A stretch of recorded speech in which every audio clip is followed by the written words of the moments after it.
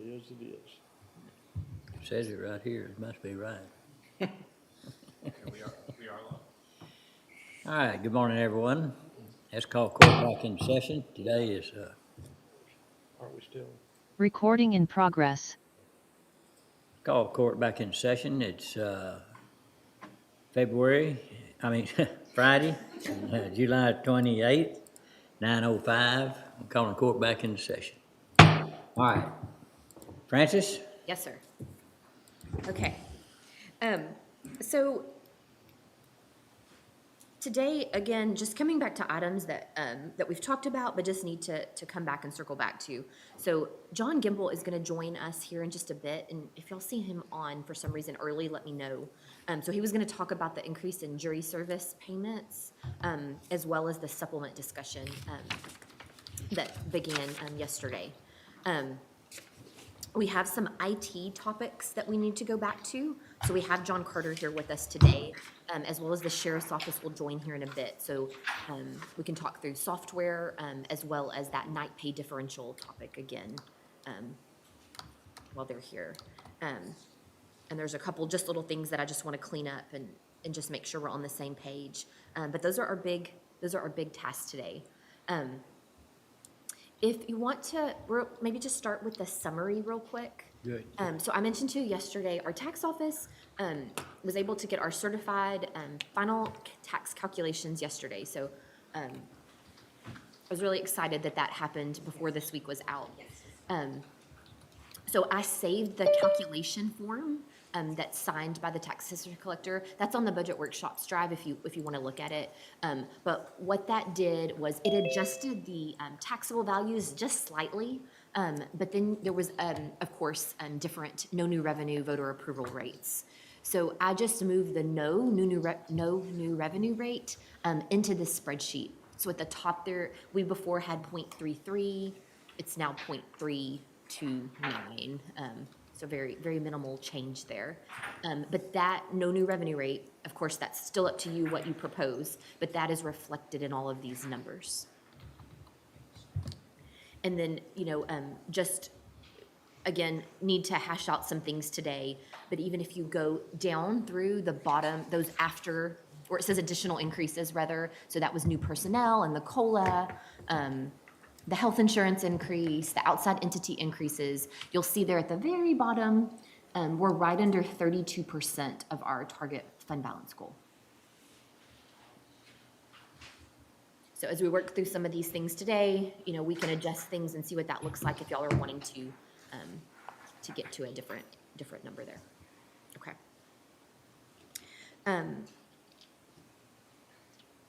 Have we double checked with Randy on that health insurance number? So that's 10%. That's a little more, of course, than he had. I think he had like 100,000 less, but he was using again those numbers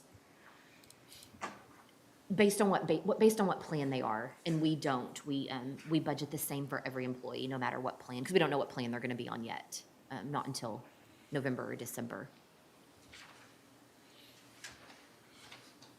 Well, I guess my question was, where do we need to look to get back to the 33, the target, target date or target amount on fund balance? What items, big items are there to look at? Like, for instance, if we're increasing the health premium by 10%, our contribution, if we increased it by 8%, what would that, big items that would affect that number. So, I think you're down to those items that say additional increases. So, we could nitpick budgets, bless you, throughout and all the line items. But really, I think we're down to, you've agreed, you've seen the need for all of those things that are scattered throughout the budget. So we're kind of down to these big ticket items. How much is a 3% COLA? It's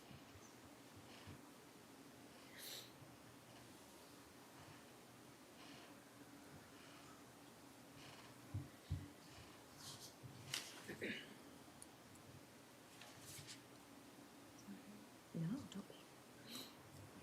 We have that, and that's on the drive. We have the spreadsheet that you can play with. Haley's getting it up too. as opposed to 3.51, Commissioner, is that what you're saying? Three even? That's Okay. always a big kind of, That's a big number. And then I'd be curious about the health deal from like Three 10% to 8%, and then Three what would cuts that about- move us off our target? 400,000.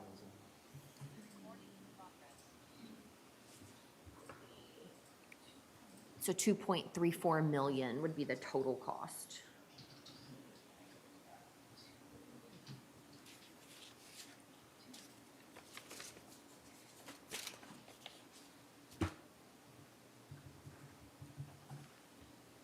And I would still like to go back to to me, a big driver, this session has been these road and bridge projects. I want to get a little more clarification about which ones are close to being shovel-ready, close to being, I don't want, and if we have to go through each specific one, I think that's Okay. important, Yes, because sir. those things are adding up. Yes. Yeah, select the projects that are really need, there's danger or whatever, and then the next one, if it's iffy, whether we can even get it. Well, I mean, these, I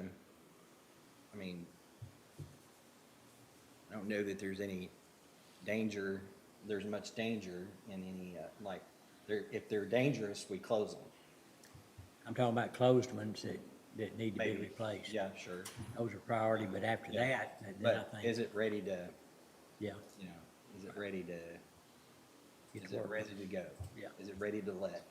yeah, I agree, That'd be mine. yeah. So just quickly back to that COLA question, and so that difference is right under 400,000 if you lowered it to 3. You know, the other thing there, that incentive pay number, you know, I know we've come back to that several times, but what your feelings are on that? Is and it then- in there now? It is. Okay. And, you know, last year, you put a placeholder in, not knowing what you wanted to do, and then, of course, fast forward to where we are here in this current year, and you're moving forward with that. And we're doing a budget amendment within the general fund. So that's another one that, if you want to hold off on that. And so I think that's one, as soon as all the court's here, we ought to get into that one, because how much money is that? That's 600, 660,000. so 400,000 on COLA and 600,000, that's $1 million. 660,000? Is that what you said? Yes, sir. Well, there's a difference between the 33% target and what's projected here with everything in it at the no new revenue rate of 1.7. So Yeah, that's what, to me, we need to look at carving that out somewhere. If we stay at the 0.329, I guess that's one thing we need to just, yeah. Well, that's a good point. So I think we look at these things, I think in my mind, the proper way to look at it is decide whether you need it or not, irrespective of what it does to the rate. And make those decisions, and then see what that drives to the rate. And then if that gets down to a rate that you can live with, you go. If it's not, then you go back and then you start finding things then. But, you know, the discussion on incentive, the COLA, the bridges, those are key decisions to be made that could affect this whole, they're big enough, they could affect this whole, right, big items. yeah. And there may be others, but, and I guess any of the benefit programs. And, you know, I was looking, you know, talking about, yes, you've gone through and you've decided, you know, what you want in the budget. And so then if you go back to that tax rate, again, I have the no new revenue, but if you bring it up, you know, even to just a half cent more over the no new revenue rate, it gets you Yeah, to it your gets you goal. there, yeah. Yes, and so, you're still far below what our current rate is. Right. The other thing that we don't have in here, just because it's been kind of up in the air, we have a line there that says jailer decrease. So you've been now for a couple weeks looking at a number of positions to not fund because they're not being filled. So that's not incorporated in this yet. I know we were marrying that with the not pay differential pay Right. discussion, and so just wanted to point that out. That might be a area that affects it. Yes, yes. Okay. Okay. No, John. Okay. So while we're waiting, so I know we're waiting for the sheriff's office as well. I'm just gonna go through a couple just kind of random little Yeah. strings that we need to pull and finish. So I think I want to go to JP5. So that's Department 1651. We covered this one of the first days we met, and there was a question about the furniture that she was requesting for her courtroom. Right. There were some other increases as well in her budget. She was going to come in today at 1 o'clock, and so I just wanted to let you know, and so in case there's anything, further questions, or if y'all are good with What was it. the amount? I'm sure it's up there and I can't see it from here. 12,000. Yeah, so the request for furniture next year is $12,400. And so that includes the new courtroom furniture is what Okay. that was for. And they've spent about 18,000 in the last 3 years. So that would be the only question is that, I mean, Well, I don't that, know. yeah, so that furniture for 10,000 would just be a one-time, hasn't been spent, nothing like that has been bought for this department for a long It time. hadn't, inside hadn't changed in 30 years, just because the judge was comfortable with, security-wise, I think if I remember, she was wanting to do some changes, moving around, create some barriers, move some people closer to her or around her, and I think TJ was all right with that number, so, I don't think he's on here right now, but I don't have a problem with that amount, and let her stay at work and not come over here for 12,000. I just wanted to spend our time efficiently today, so if y'all Yeah, didn't that's need to my hear opinion. from her. What do you think? Yeah, I'm fine with it. Okay, and then she also had an increase in the other services and charges is related to a postage machine, and then professional development. So she wanted to really push to have her staff attend trainings during the year, which I Okay. think is important. That's fine.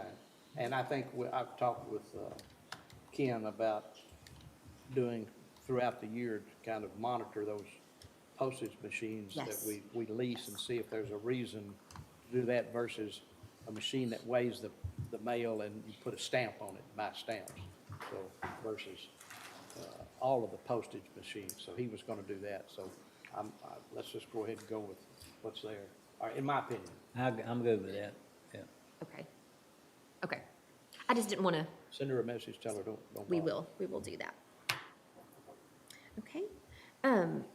In Department 4310, there is the line item for indigent healthcare. We heard from Heather earlier in the month, Department 4310. So right now, when I'm still looking at the numbers, I think the estimate that she has there, the 3.25 million, that seems still reasonable. And so I just wanted, we said we'd come back to that and keep reviewing that. We will continue to review that the next month as well before we adopt and make sure we don't think that we can bring that down any. But I did just want to let you know that's where that stands at this time. So at this point in time, you think that's a reasonable amount of what you're saying? I think so. I think Okay. based on the activity she's seeing and then what she's projecting for next year, that makes sense. Okay. So, I mean, I'd like to see it at 3 million, Mm-hmm. so that's $250,000 more than you did last year.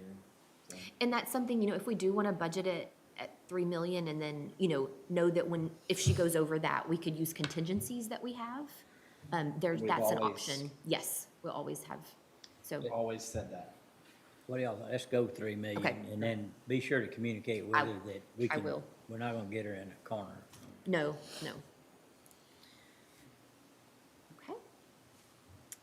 I know I'm jumping around. Department 9110, it's the very, very last department in the spreadsheet. This is where we house our transfers to other funds. So there's a transfer to the CPS fund. We talked about that the day we looked at special revenue funds. So that's funding the CPS board, and that's consistent with what it's been for a while. The juvenile transfer, you'll see there is a little over $300,000 less. And so, you know, they have their own fund. By law, we have to keep it separate. And so they had built up some fund balance in there, which allowed them to use that to fund part of their budget. So the transfer here is less than last year. You know, what does happen though is the COLA, whatever COLA you decide to give, if any, that's juvenile is also embedded in that number we keep looking at. So when we spread that COLA, it'll be spread to this line too. But just right now, if you kept the budget as is, there's a drop there. So we just hadn't touched on that yet, so I just wanted to Okay. make sure and highlight it. Okay.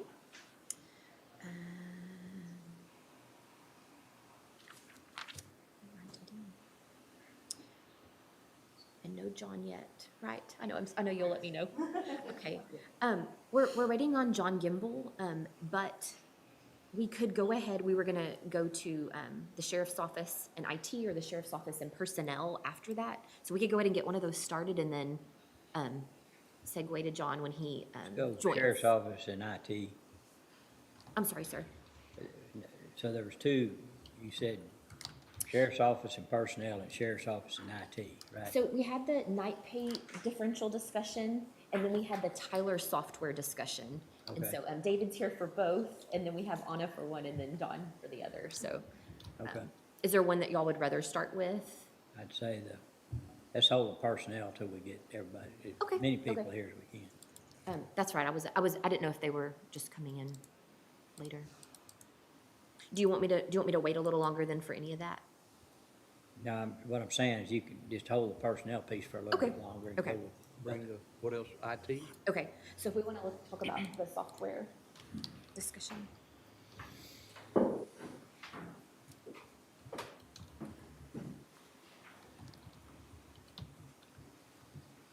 Good morning. Good morning.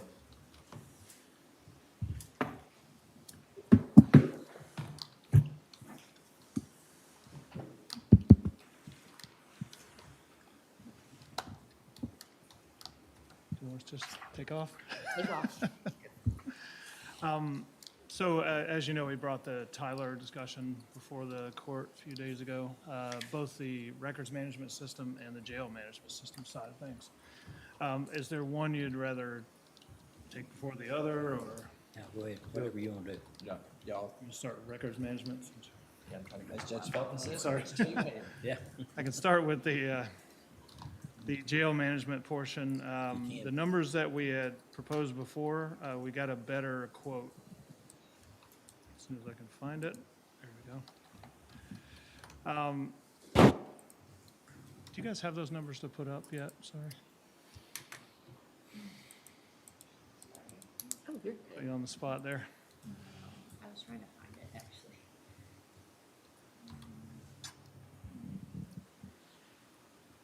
You want the The quote I sent you. this morning? Yes, sorry. Let me pull that one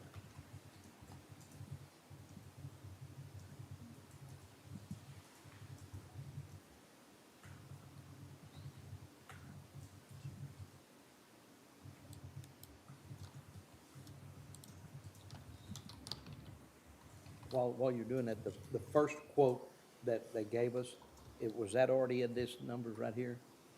Are those numbers already in here? No. No, So none of that's in here right now? no. Okay. You had a dollar We don't. placeholder, correct? Yes, yeah, but nothing for like the actual purchase No, of the that's for software. actual. No, Okay. that wasn't requested for the general fund. So you can see there, excuse me, for the enterprise corrections, the first section you see up there that's software fees, SaaS, that would be the ongoing yearly maintenance for year one. So just, in other words, a license cost to run it for the year. As you can see there, it is through Sourcewell, which is one of our cooperatives that the county uses. And the annual fee, the total annual fee would be $349,615. The fees below that you see that are specified there, project services, technical services, modification services, conversion services, and implementation services, those are the one-time fees to get it running, to first purchase the software and then to get the project up and running. The total there is $579,087. And also, there's one line below that, if you could scroll up or down a bit, there's, and that's just travel expenses, and that would be for those installation services of $26,263. So the one-time costs, sorry, I should have added that before I started. So that's the travel of the folks that are installing it? Yes, the Tyler Technologies folks that travel here and work with our folks to get everything. 579 plus 26, or 580 plus 26 is what we're talking about, one time? Correct. Correct, and that's And then 605,000. ongoing is 350,000 a year. Correct. So the total there, the one-time cost would be $605,350 for the implementation. And then the ongoing would be $349,615 for year one. Excuse me. I doubt that would qualify for bond funds, would it? Yeah, that would be my only, Is there any, does it qualify for any of the bond funds? I would have to look at the description, I don't, for each, we have some money sitting in multiple years. Yeah. I want to say that it says something about capital purchases. And I don't know if it mentions software and equipment. Is Dustin on? And Francis, I'm going to look right now. relatively vague, so we can do. I have all those. Yeah, they are pretty vague. So that's why I'm thinking, I bet you could fit it in. I have all of that over in my office. but What we can about- get- I do have some information that one county in Texas, Hidalgo County, has used ARPA funds for the RMS portion. They already had the JMS, so We're not sure if getting, they could have used that for the one-time cost. yeah, we're getting close to writing hot checks on ARPA, so.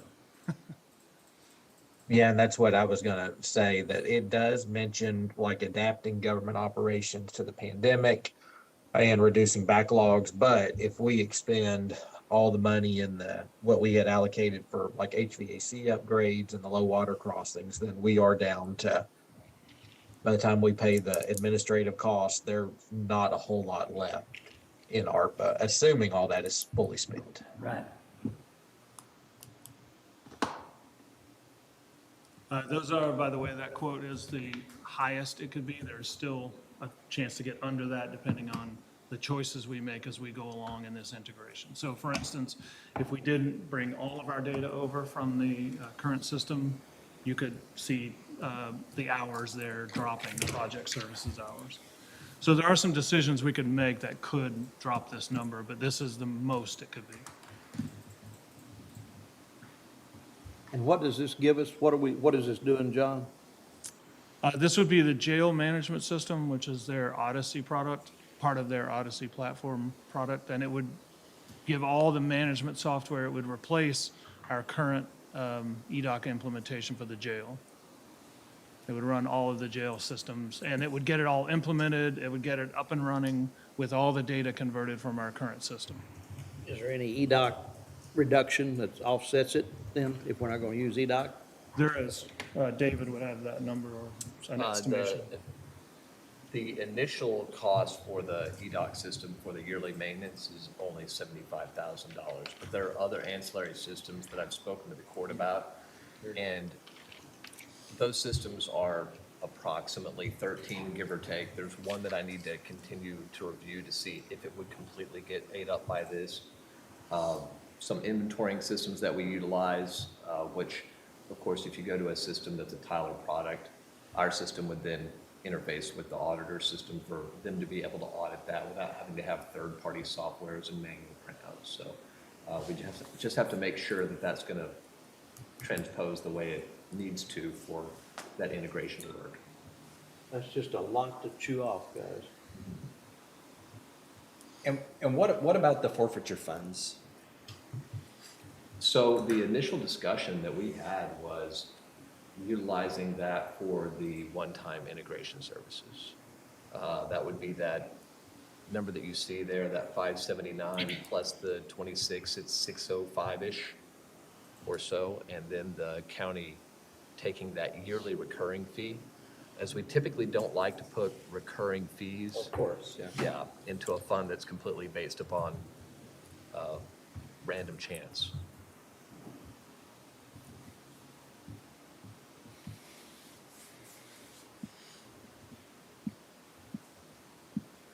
At this point, it's gonna take some creative financing. So you're saying the forfeiture fund wouldn't cover this fine? Not all of it. It would cover everything except the yearly maintenance. Right. Correct, yes, sir. 579,000. 349, Well, Yeah, the total one-time cost there is 605,000. 605 is the one Yes, sir. time. it would cover that, Correct, but it wouldn't cover that 349, 615. correct. Is that also paid the first year also, Yes. Yes. even though it's, you're not maintaining anything, you're just creating? Well, that's for ongoing maintenance, support, upgrades and that sort of thing for the first year. And it's also for cloud storage, Commissioner. So a lot of it is storing the data, and they have to start paying these server companies to store that data when they start moving it over day one. So they charge you that fee from the RIP because they are incurring costs on Would that. any other department share in this, or would it strictly be SO? There are other departments that are interested in it. I, of course, do not speak for them as a whole, but it would definitely take the SO, jail, and the PR bond office right next door here because they're on part of our EDOC system, so they would be forced to come with us in that system. And this would provide the platform, speaking to your question, Commissioner Smith, it would provide the platform as we would want to move other departments over possibly in the coming years. And there is an offset in cost. David made a good point there. This is SaaS, so this is in the cloud. We have no hardware costs with this, and as we pull things off of our systems, it just gets less and less maintenance when you start talking about replacing hardware, servers, anything related to it, disk space. That will, it won't be you won't realize that in the first year, but over a period of probably 3 years, 4 years, you'll start to see a reduction in server costs, server maintenance. And that will get into the more than likely hundreds of thousands when you start talking about having to replace those servers at some point. Okay. And should this go forward, by the way, as another offset to that, we brought forward as part of our budget a maintenance item for the servers. Sorry. That just occurred to me. That is also going to drop that. The expansion for the VX Rail system, which is our application server, we brought forward a $30,000 request to expand that. That's our application server. Since EDOC would be shrinking significantly with the sheriff's office, and then should anyone else start moving off, that would just keep shrinking. We would not need that, so that would be $30,000 we could take out of this year's request. Okay. The total, it's a larger impact too on the county's, as John said, overall network, because the data that we maintain currently is hitting around 18 different databases or machines down there. So that is a huge amount of real estate within the IT department, not just within the physical devices that are down there that have to be maintained, but the employees that have to be utilized to maintain those, keep everything running, the databases functioning. This is all going to be cloud-based, GovCloud, whether it's Azure, AWS, Gov, information, so that we don't have to deal with the initial databases or the redundant backup offsite at like the COBS building that we currently do. So there's a decrease in the overall equipment and storage that we have locally here on-prem. Okay. Judge, what were you saying about bond or something earlier? I was just saying, if this qualified for additional, any extra bond money we have, where we sold bonds, and we have extra funds, but it has to meet the criteria that can go under a bond. And who decides that? Well, it's a rule that, that Francis would interpret, So we were, Destin and I were just okay?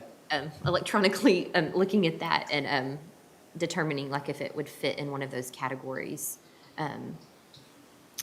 He's on to, I know. I would, Yeah, oh, sorry, Judge, go ahead. no, please, go ahead. I would say it talks about equipping facilities for county public safety purposes and then also equipping judicial facilities, and it's just a matter of that. Equipping is broad enough, I guess. So that's something we can visit with bond counsel and get a determination. Please do. Yeah, do that. My first sense of it is that maybe some of it would, but not all, but, I mean, because it is software. Generally bonds, you know, they're paid out over 20 to 30 years, and so you're supposed to put assets, finance assets under those bonds that last as long as the debt does. And, but I don't, you know, let the experts look at it. Yeah, it's definitely something that we would capitalize and depreciate. But You would? yes, for sure. What kind of depreciation schedule? For software, 10 or less, probably. yeah, it wouldn't be the Yeah. number you, Yeah. Okay.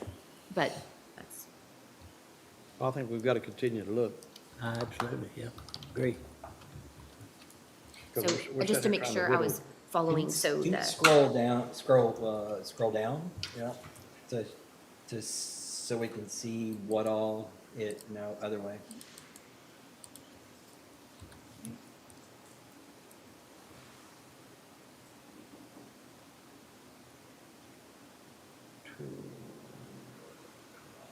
What they're specifying there, those are integrations that our current system must have and the future system would have to have as well. Some of those are statutes, some are things we do, but they're all currently active. Or would be in the case of the AWS GovCloud for this product. Okay. So I'd say the one thing that need to get the court's opinion on is, first of all, do you see the need, or do you need more information and discussion with these folks or if you're convinced that the need's there, then our next challenge is figure out how to pay for it and when to pay for it. So when would be, do you push it to another budget year, which I don't think, I mean, I'd say we need to look at it now. And, if I'm taking the word of two of our folks, it provides a real benefit to, and, you know, the fact that we know of some savings that it brings, but efficiency is important too. I think the need's there. Okay? I'm, in the back of my mind, I keep saying, 30 minutes ago, talking about needing to whittle 1.7 million off, and we're adding $500,000 back. Yeah. Our math's not working real well that way. Well, So if the need's there, but we need to figure out how to pay for it without impacting this budget so much, in my mind. well, it'd be good if we could do both. Sometimes it's a challenge. I know. You know, I'm looking at it, if we need it, is the priority over what we end up with our tax rate. There's no question we're gonna be able to significantly lower our tax rate. And, you know, ideally, we could end up with no new revenue rate, but I wouldn't, my opinion is not force ourselves into that and leave something that we need not done. Right. That's just my thinking on it. And we're willing to work with the court on, whatever financing. We're here to be, part of that solution for y'all to make it a tenable solution, because it is hard to gauge some of the cost savings, as Commissioners Smith and Judge Feldman have said, in efficiency. You have a large group of people, about 80% of the sheriff's office staff utilize this on a daily basis. So it's not a small impact on the department, and that information that goes to every other department, such as the district attorney's office, the courts, the PR bond office, our information touches every other system, and increasing that efficiency is only going to increase efficiency down the water pipe as well.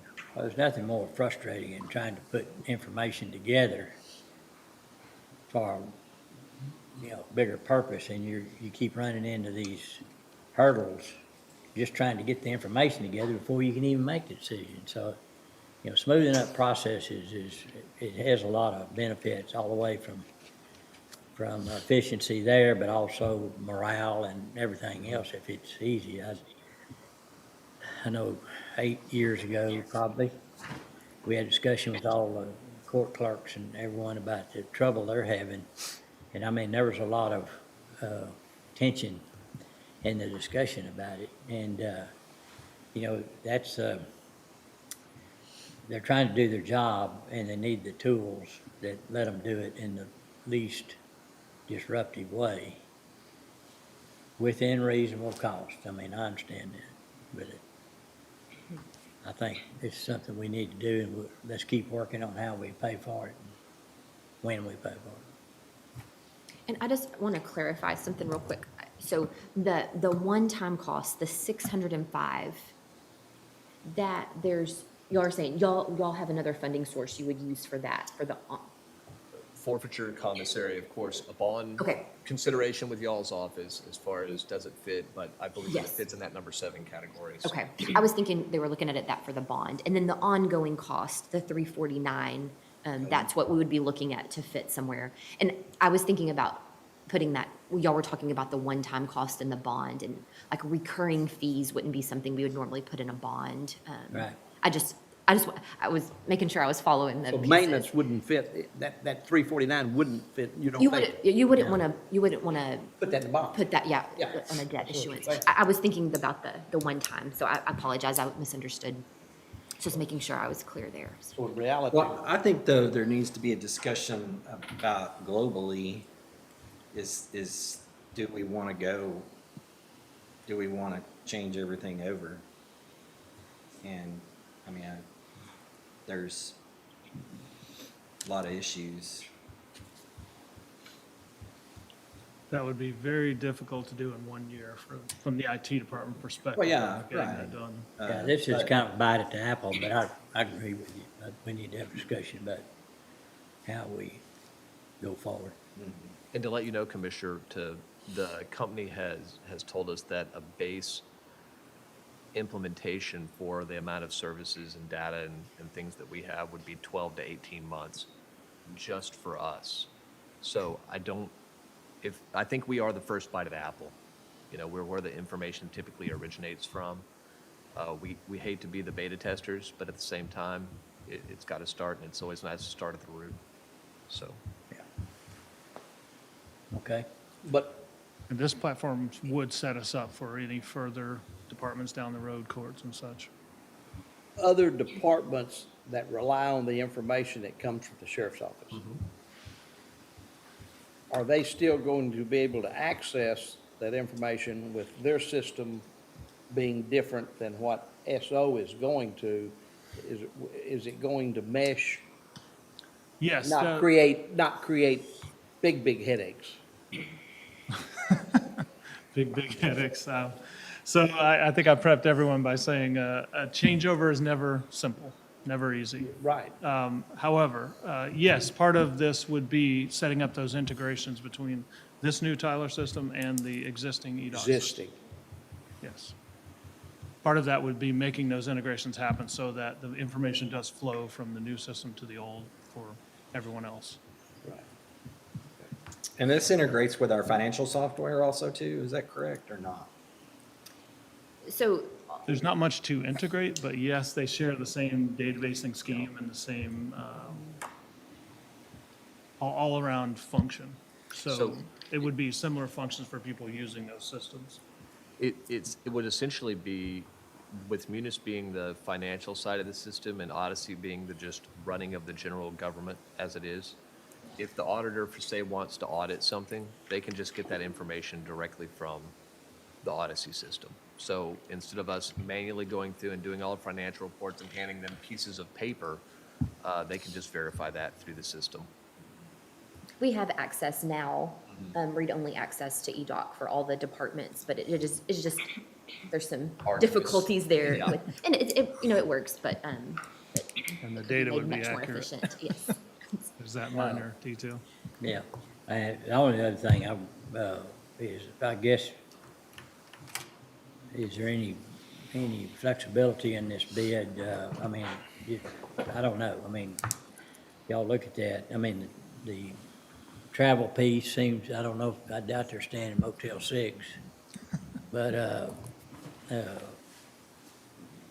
don't know, I know we pay architects, when we did the base, they were out of Kansas City. I don't recall what that budget was for travel, but this seems high, but look at it. But the other thing is the importance of this transition being smooth, and us looking at future expansion with any of their products is gonna be critical, so I hope they understand that. So I would reiterate that this is the highest it could be. They've given us the top level of this is the ceiling. So we have not gone through in any real detail to talk about how this integration happens. And for instance, those travel costs you mentioned, I'm sure that's based on X number of trips, right, for them. Yeah. If the IT department gets in and we find out we can do this, that, or the other that prevents Yeah. them from coming down, that cost, of course, goes down. That's right. This is also based, again, on pulling every bit of data out of the old system and having to condition that data, clean it up, and get it into the new system. We may decide, and this is, I'm not saying we're doing this, but just as an option, if we brought half that data, for instance, again, your project cost comes down there. So this is absolutely a ceiling, not a floor, to what we would incur as we did this. So there are plenty of options for the IT and sheriff's office and other folks to bring this cost down. Okay. Well, I think I'm speaking for the court members that are here, that we're experiencing a little bit of sticker shock and go back to the drawing board and see if any modifications can be made on this, and then assurance that, the transition is gonna go as smooth as you can. I mean, you can't fix Fifth Street out here without going through some pain. Absolutely. Can't get your knee fixed without going through some pain. And I understand that, but it needs to be reasonable and responsive, so. Is there anything else anyone would have? I think we've got John Gimble on, so Yes, sir. if we can jump to that, he's out of town and calling in, so, Thank you. All right, thank y'all. and we'll get to the next one. Thank you.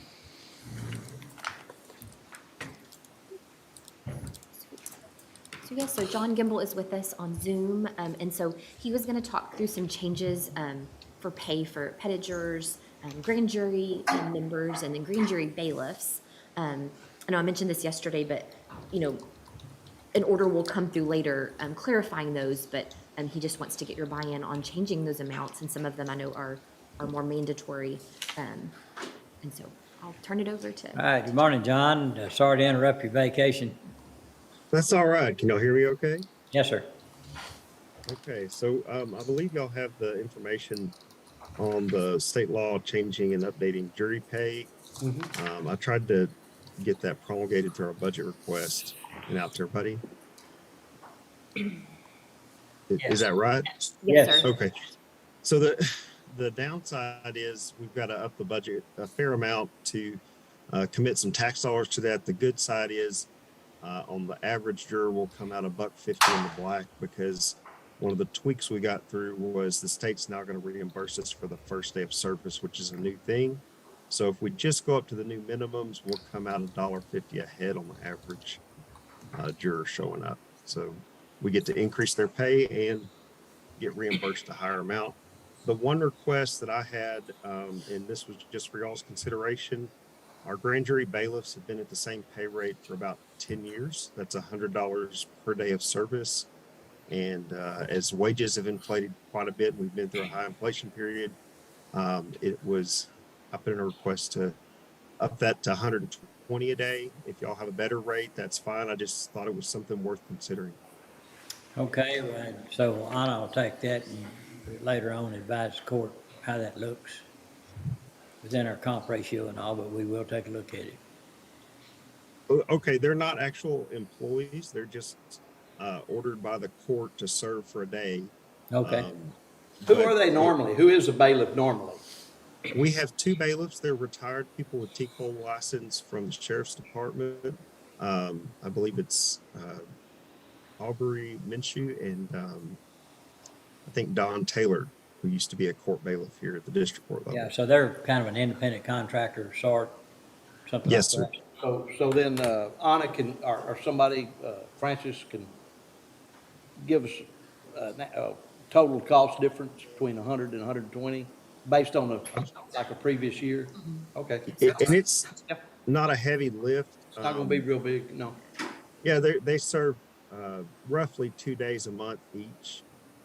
Occasionally we get a third day of service out of them because it's every 2 weeks. So it's roughly 26 times a year times 2 people times whatever the rate is. Times 40. So right now I think we're at $5,300 in that budget. So it might go up to 6,000 or something like that if we That's- increased it. I don't have a problem with that. What about you? That sounds good. We're good, we're good with that. Okay. Any other questions or anything I can help out with? No, sir? The supplement discussion. Is that still on the discussion? Or do we not have No, information? I'm ready. I didn't know if we wanted to wait for the court. Oh, that's court right. To be here. I'm sorry. think I we're wasn't gonna set thinking. Personnel. Yeah, I'd prefer. Okay. We have two commissioners out right now, Sure.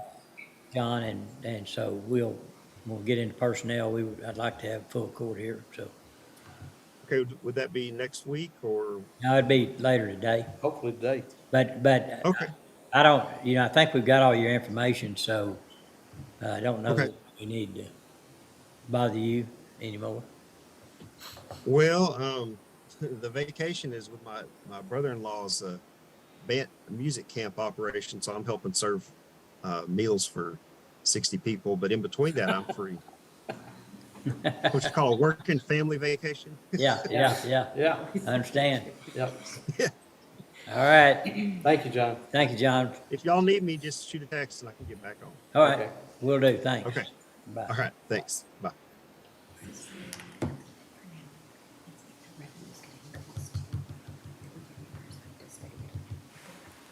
So these other amounts that were listed on this page that we got, like,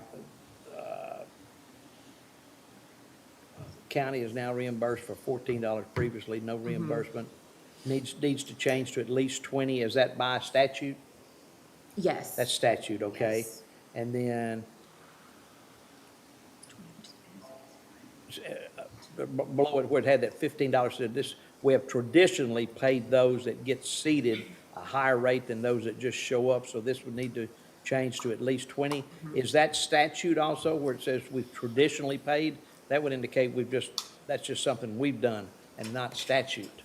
Based on his note, that's what I'm taking as well. So that's the discretion of the court then on that one. And you have to remember too, we do get reimbursed from the state on a lot of this. So it's, you're not seeing the full effect of it. The revenue will Right. wash out that. Yeah, like increases there, like so. the And subsequent pay is 58, but we're gonna get reimbursed 52 from the state over there on the left. Mm-hmm. So is there a way to, yeah, I mean, We'll- how do you we'll, plug that into an amount? Because you just base it on prior year. We'll just look at trends and we'll Trends, okay. make sure that What those. budget is that in? It's Department 1710. We have the jury service separated out there. 1710. And then it says the 40 should mirror. To me, should means can, but not have to. Hey, Commissioner, can I help out for a second? I was just about to get Yeah. off. Yeah, So the $15 was something that our court system has had. It was kind of recognizing people had a longer service and they were committing to a multi-day trial most likely. So for whatever reason, we had doubled their pay to $15 from $7.50. There's nothing in statute that requires that, but the new minimum is higher than the $15. So everybody has to be at $20 for the first day. If y'all want to do something for people that are seated on the first day, you're welcome to. There's nothing in statute that requires it. And then the subsequent day, the minimum is 58. We have to go to that. Right. The county's allowed to go higher, but every dollar additional is out of local funds with no reimbursement. There's 52 per day reimbursement from the state on that 58, right? Yes, sir. That's right. Okay, okay. So they basically shifted where the net for the county is $6 per day for people that show up, where previously we got all but $6 off the minimum required pay on the subsequent days. But the first day, which is the biggest turnout, and that's when we have the veneer panels. So we're multiplying that times 60 per district court and 20 to 25 for the county courts and about 15 for the JPs. There was no reimbursement whatsoever. So this is going to be a much better picture financially for the county because the when we're having 200 and 300 people show up, Right. they're all getting that first day pay. And now we're going to get all but 6 of that back. Okay, okay. But they have to be seated to get the pay, right? For the first day, they're going to get at least 20. Y'all, if you want to keep that seated pay, the seated is the people that are actually going to hear the whole trial. Right. That's how that ties in.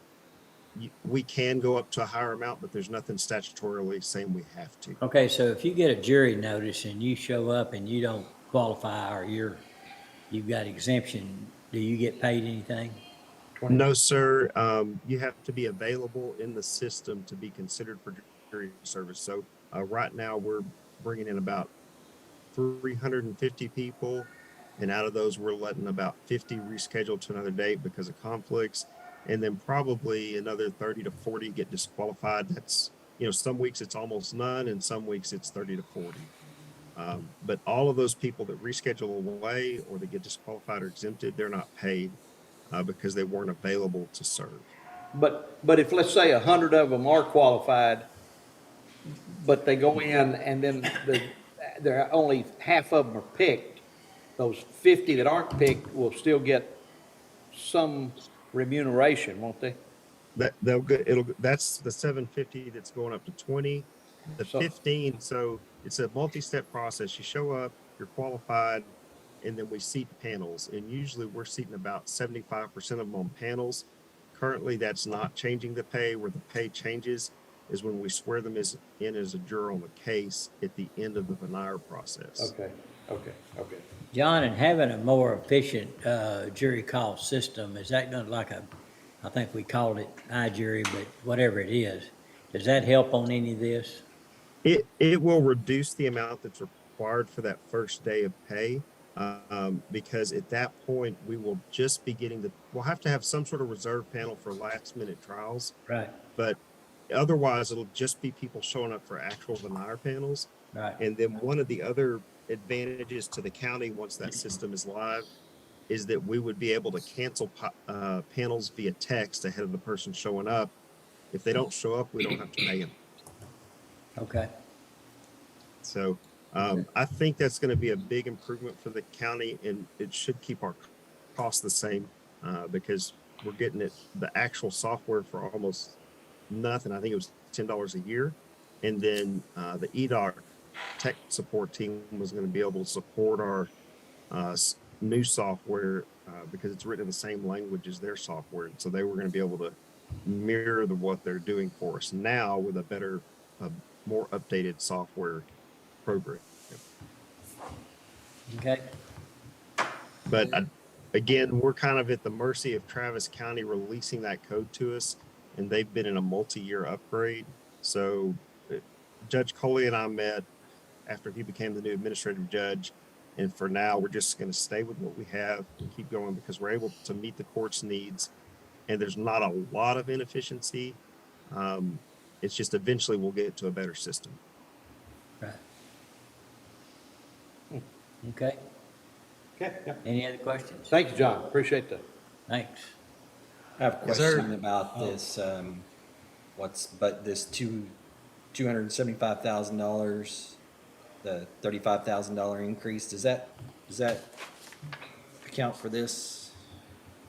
We were trying to do our best guess on how much more we would need. We've never hit the 240,000. And I mean, since this is a general funds department, I didn't want to increase it more than we needed. It's possible that we'll have a slightly higher turnout and slightly higher payout with up in the pay, but the pay is increasing so much that I think it's going to really drive people to show up more than they already are. Yeah. So it's possible that that's on the low side of what we need, but I think since we've never hit the 240, I didn't want to ask y'all to increase that line more than we needed to, because that's tying up property or sales tax money. Right. All right. Any other questions for John while we got him back for the second time? All right, thank you, John. Yes, sir. Y'all have a blessed day. All right, you too. Francis, I think, one of the commissioners will be here in about less than 10 minutes. Okay. And so I think everything else we need to wait for them, and so just want to take a little Yeah. break. Let's take a 10-minute recess.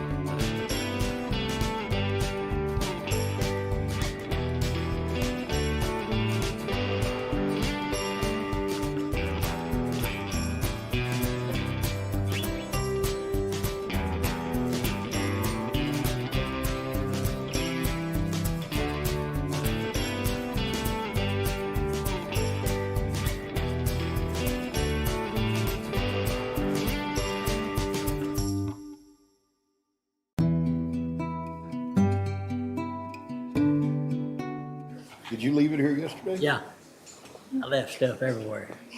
I was ready to go. Recording in progress. Okay, let's call court back into session.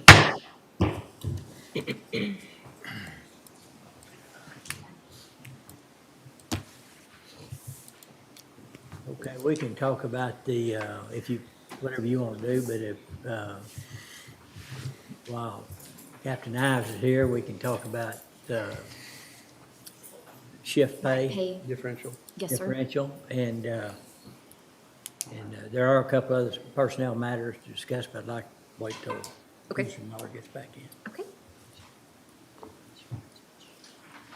Was there anything else you wanted to go over? I was gonna first? say, while they're coming up, I wanted to go back real quick to the jury service department we were looking at.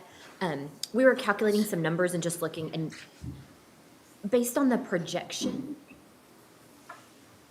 even given some cushion, I think, really, and then also looking at those new rates, I would recommend that we actually leave that at 240 right now. I know John said he didn't want to, increase it too much, but I just looking at it, it seemed that 240 would be sufficient there. Okay. The same as last year. But of course, that's something we pay, we have no control over, Right.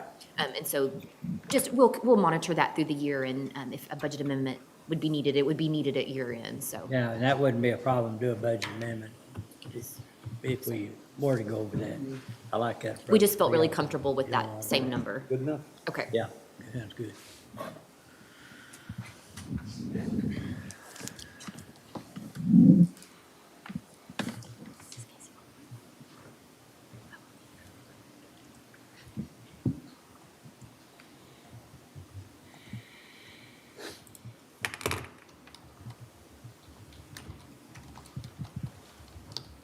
So we were gonna discuss night shift Night differential? shift differential, yes. Okay, and I think what was, that was last left at, to address turnover, it seemed like a reasonable program, but the court wanted to see kind of the exact impact or budget impact to the county if a program like that was rolled out. Correct. Did you have that, Francis? And so, looking at the $1.50, I took the 148 positions, and it was just 2,080 hours for the whole year, just a very basic calculation. We did the same thing, yeah. And so for those, it comes to 564,000 roughly. I know juvenile was discussed, but that's pulled out of there, so that's only those 148 jail positions Okay. at $1.50.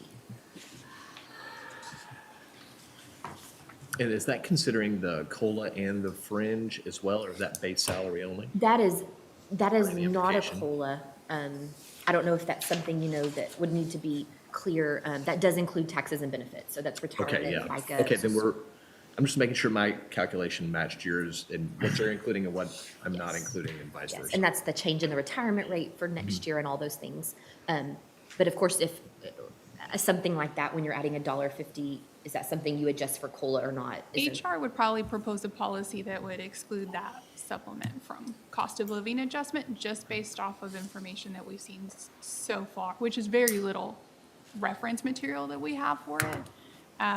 So I feel like we're gonna be building something fairly new or innovative. Everything we've seen is very baseline, almost little to no guidance on how to administrate or apply the pay. But so we would recommend not applying cost of living to that dollar amount or the $1.50 amount. And Francis, the shift schedule that the jailer works for the rule of 8-6, does it affect it in any way for payroll purposes? So no, so the calculation I used on like a regular 40 hour, so the Right, rule of 2080. 86 shouldn't, there may be some little intricacies in there that affect a little bit, but I think for the most part, Okay. I think that, Something we did kind of just between David and I yesterday, wanted to know how to factor in was overtime and tacking on the $1.50 that would be on top of whatever overtime rate Or would overtime apply to the $1.50 paying at what, $2.25 an hour? It'd just be like a supplement. Right, like, is that part of base salary, or is it like a stipend, like a separate line? I'm almost thinking of it like a stipend, that it wouldn't be involved in the overtime rate of pay. And just because that Just would, something we just want to, and we can build out the policy like that just in case there was the intent to apply overtime. I know that would have that budget impact of, on average, how much overtime with these folks. if you think of it as a supplement, like K-9 or one of those, we don't, that's not, is it included? Right, but then We'll get a solid answer there on, yeah, and then the step line, because the COLA, and we had not had the intent of having the COLA be applied to that dollar amount increase, although it is applied to the step line every year yes, as it occurs. yeah. So just trying to keep those things separate in our minds as we go through the problem. Yes, and I think the differentiating factor there is that for step pay applies to all of those positions. And so cost of living adjustment there would be reasonable. So what was that number again, Francis, based on the number of employees or hours? So just that real rough calculation, I came to 564,000 for a year for all 148 employees. And again, there's some intricacies in there, that are going to affect that, but that's just not knowing all those yet. And that's at $1.50? Yes, Because I know sir. we discussed different amounts. Yes, sir. And then possibly a staggered approach to it. HR proposed $1 an hour. So that would, That's the floor and the ceiling then, right? $1? Okay. So I was just seeing where there's other agencies that use it as, year one, you get this, year two, it bumps up, and year three, it bumps up to its peak or its max. And I didn't know if that might be a way that we look at, to where there's a little bit of opportunity for, they stick around again and they get another bump. So I can tell you that myself and Chief Blossman have talked about an overall 4 to 5 year plan, just depending on, what the court, agrees to this year or is willing to entertain this year. It can be 4 or 5 years. So if that is the court's ultimate decision to save money, financially, we understand the financial constraints, but we do have employee concerns as well, as y'all are well aware of. Even if it starts out at that $1, Commissioner, and then we just make that transition over the plan to make it more initially palatable for the court, we'll work on whatever pretense y'all would like us to. What does that calculate then? $1, $1.25, $1.50? What's the difference between all of that? So $1.25 is 470,000. And then $1 is 376,000. 376. That's $1.25.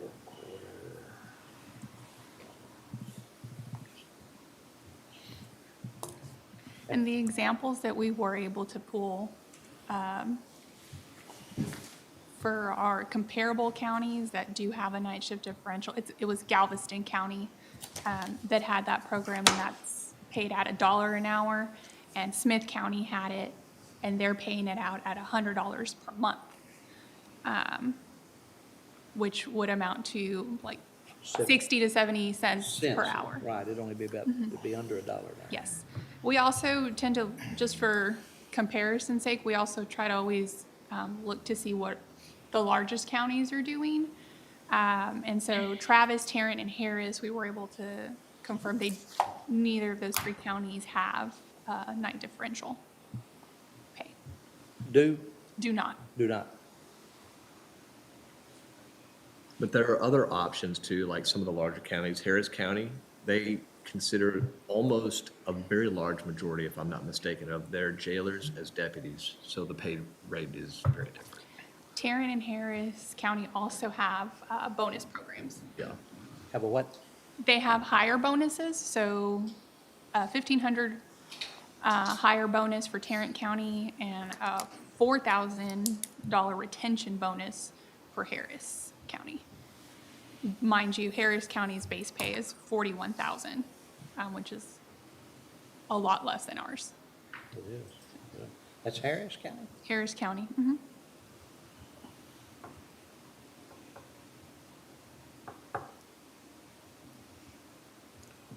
We'll just have to look at it, I guess. I mean, is that a decision we gotta make right now, Judge? How's that, or is that something? we Yeah, just- I mean, it's part of the budget, has budget impact. And the discussion the court originally had was offsetting that cost by consuming some of those Right. positions within the jail. And I know that y'all have already calculated that cost. I mean, it's very much, if you do a $1.25, it's gonna offset that cost for the differential pay. With the understanding that if those positions are filled and there's a need to go a higher amount, we could still accommodate that by putting Yes. a dollar in those spots, I think was the solution, or how did you want? So we can literally just not include them in the budget. You can put a placeholder if you like that to remember, when you look at it. But either way, you have the ability to add the new positions during the year and fund those during the year. How many With the budget positions amendment, did of we course. end up? Last year, No, what are we talking about positions-wise, eliminating? It that was weren't- 6 yesterday, 6, yeah. We ended up with 6, started out with 9, ended up with 6. and that's because of recent hires.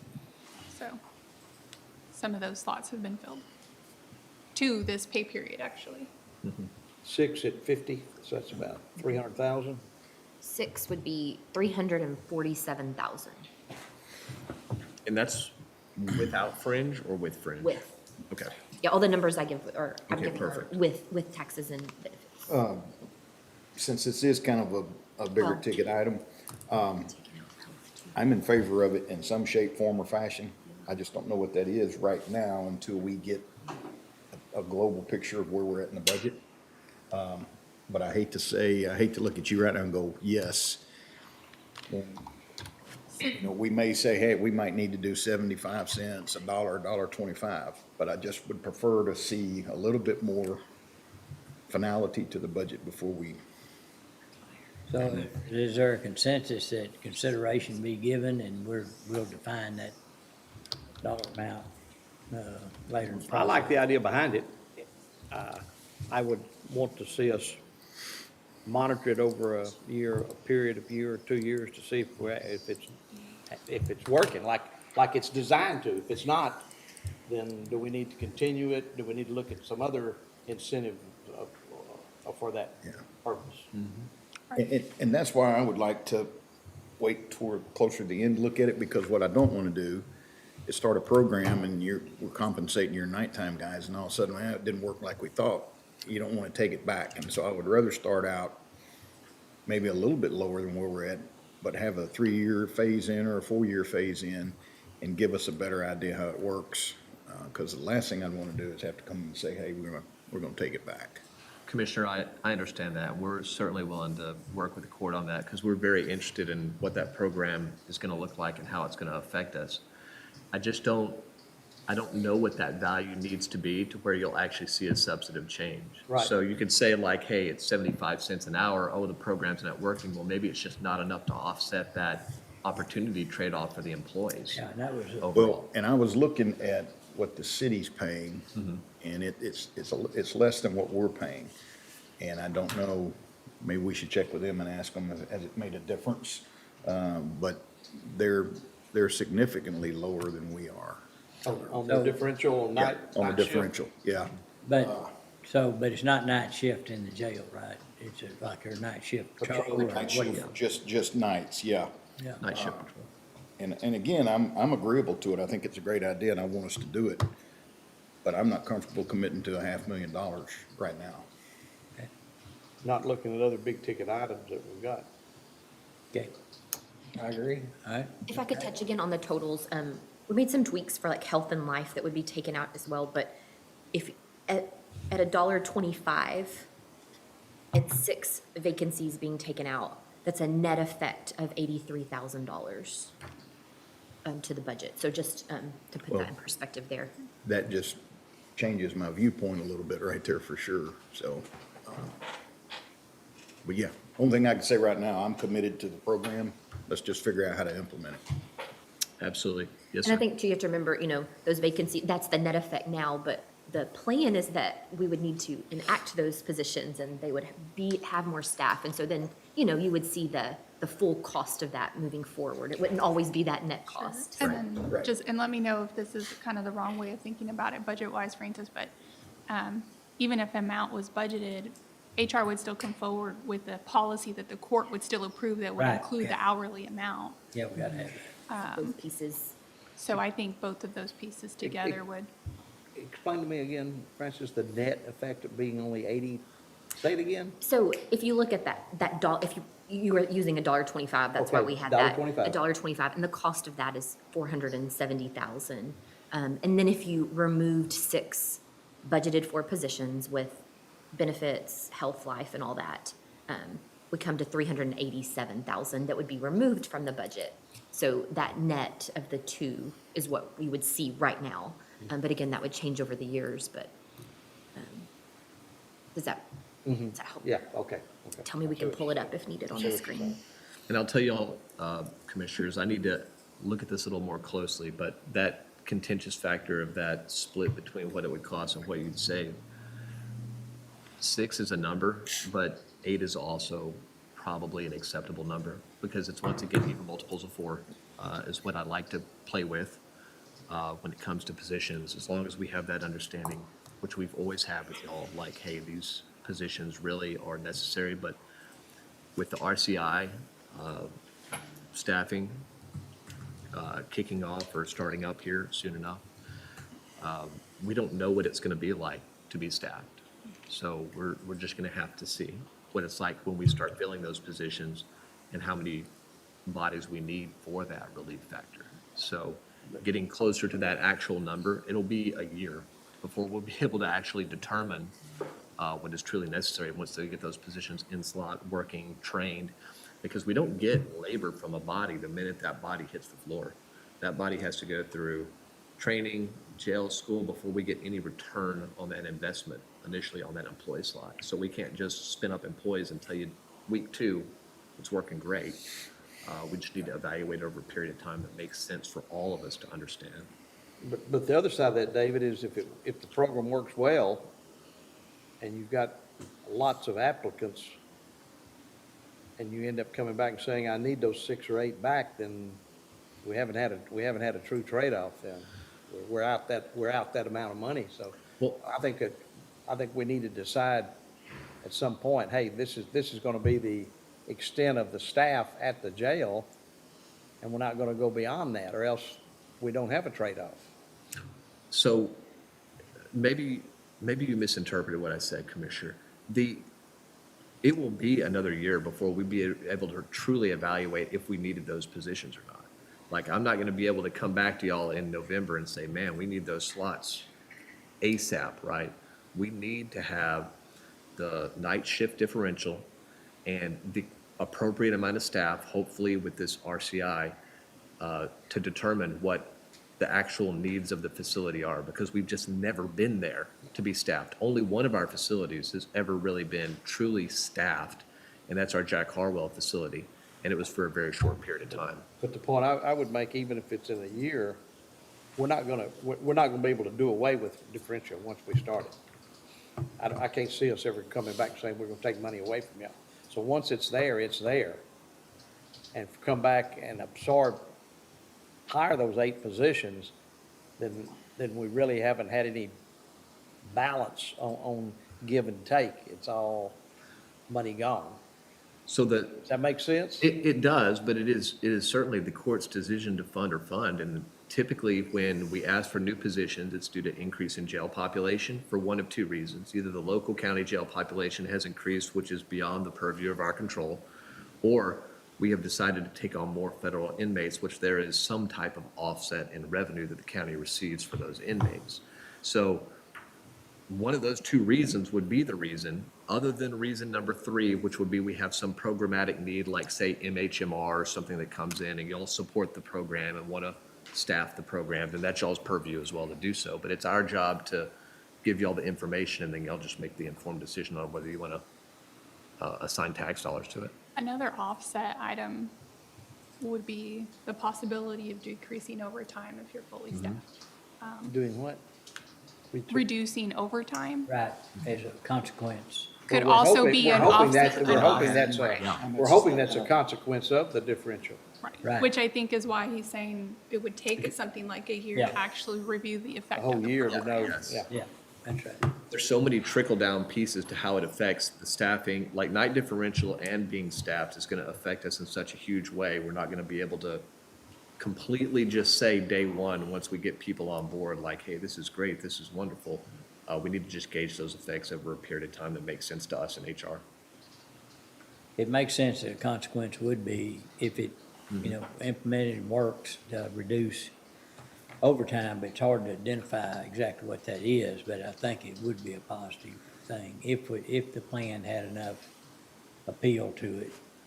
First, you have to get them in there, then you gotta keep them, and so our part is to decide what to offer to keep them once they get in there. And the recruiting tool will be what gets them in there, along with what we already have.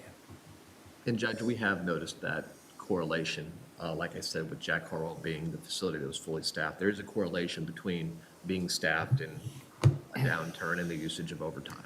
I mean, So that's just. I would say that be prepared while we move forward through this process and we start getting down to different things that we might adjust to hit our targets, to be able to come in and make a tighter case on where you want to be. Yes, sir. And so any assumptions like that, and we understand their assumptions, that we would know all of that and we can make a final decision. Court's got an interest. It's just the level that we're trying to establish right now. Absolutely, sir. We can work up models for, 75, like Commissioner Perry had said, $75, $1.25, $1.50, and then just give you all those, Yeah, be good. those figures with the auditor. Anything else? No. No. Anything else with the pertaining to personnel and sheriff's department? I don't think I have anything. Okay? Turn him loose, gonna cut him loose? Gary? He probably knows better. He's probably just gonna sit in the back. Very likely, sir.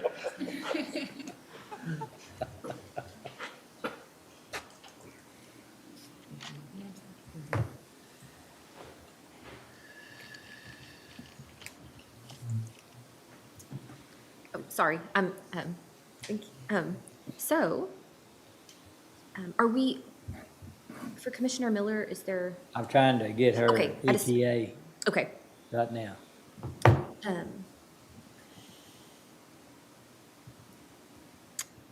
so, we have John Carter with us as well, so we could jump to some IT. Might talk to Zane again too, but those bridge deal.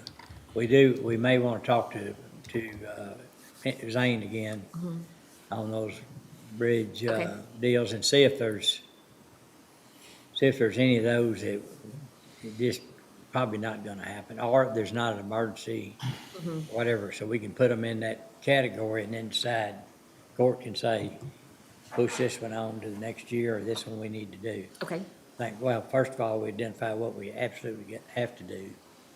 And we're shovel ready, pretty close to shovel ready, or we can be shovel ready and doing work before this next calendar year's out, and then the others is iffy. yes, And if we did decide to push it to the next year, it wouldn't, nothing, no harm done. They're so safe. prioritizing that list Yeah. even further. That's right. Have you seen Zane on today?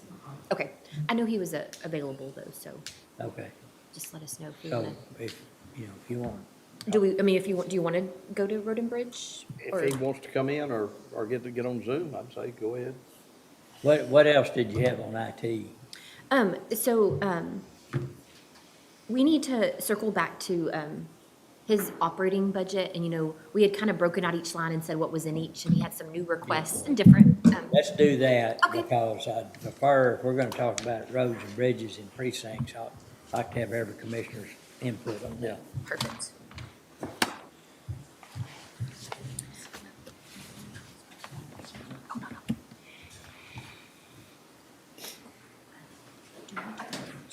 Yes, sir. Yeah, if you want to bring up while he's here. That makes sense.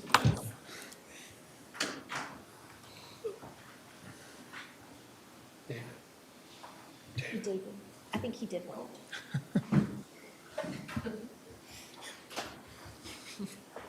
It's always as soon as someone leaves. The decision apparently.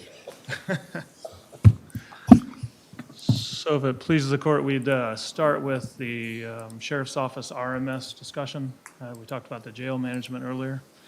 One of the other big ticket items that we were asking for, which is, they go together, but they are separate costs and separate implementations. So the Sheriff's Office Records Management System, also a system we needed to update. David can talk more to the specific costs of that, but we have very much the same issue. There's an initial implementation cost, and then there's the ongoing maintenance cost. And I think we had talked about sort of the same situation, that they could cover that out of their special revenue fund, and then the yearly maintenance costs we'd look at for the general fund. So with that, I'd have David just kind of introduce it again to remind everyone, and then we can discuss it. Sure, this is essentially the RMS piece of the JMS. It is the opposite side of auditing, or the enforcement side. This is case management, once again, inventory tracking that is very similar to the one that syncs up within the JMS or Odyssey version for all of our case management. CAD, although CAD doesn't really matter to us, we're not going to be purchasing that module because centralized dispatch is a contract through Waco. Waco doesn't use that as their CAD system, so we're just getting like the end user part of it from the after the CAD on. And that system's going to include enterprise record management, mobile field reporting, TCIC interface, data insights, all the integration, modules for gangs, narcotics, inventory, use of force incidents, basically everything as a system for the RMS side. Those costs end up being, annual fees would be $264,979. And the one-time implementation is around $298,780. What was the annual again, you said? 264,979. I think the PDF that y'all have is for on-prem, or was that SAS?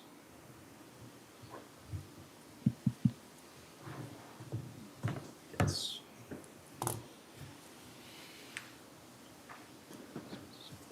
So the one I have is for SAS.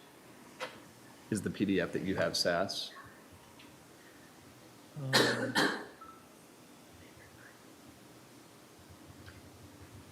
I see that, sorry? I think that's the on-prem version.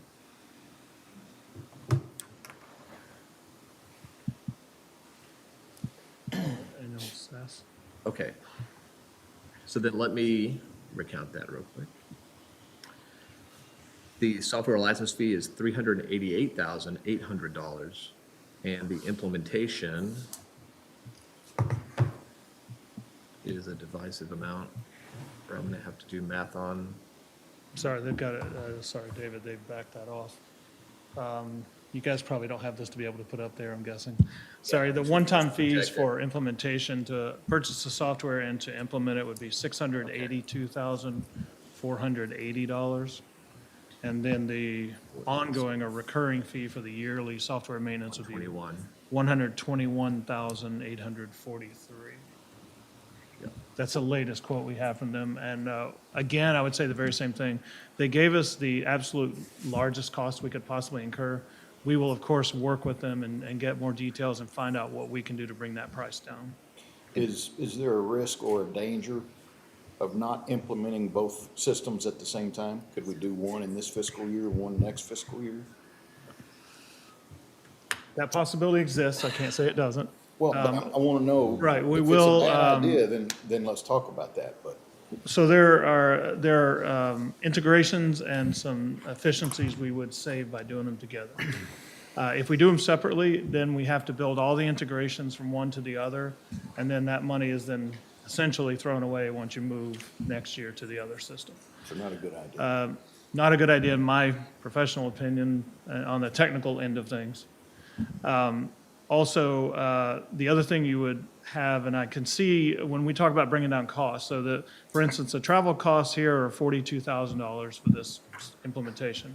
For the jail management, I believe it was 21,000, I want to say. But they're 26,000, sorry, 263. I'm sure some of those can be brought together as we're implementing two systems.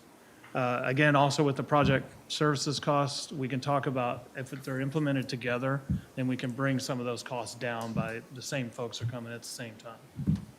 There are different folks involved with two different products, don't get me wrong, there will still be, I would expect the lion's share of this cost to be there, but I'm assured that we can bring it down to some degree.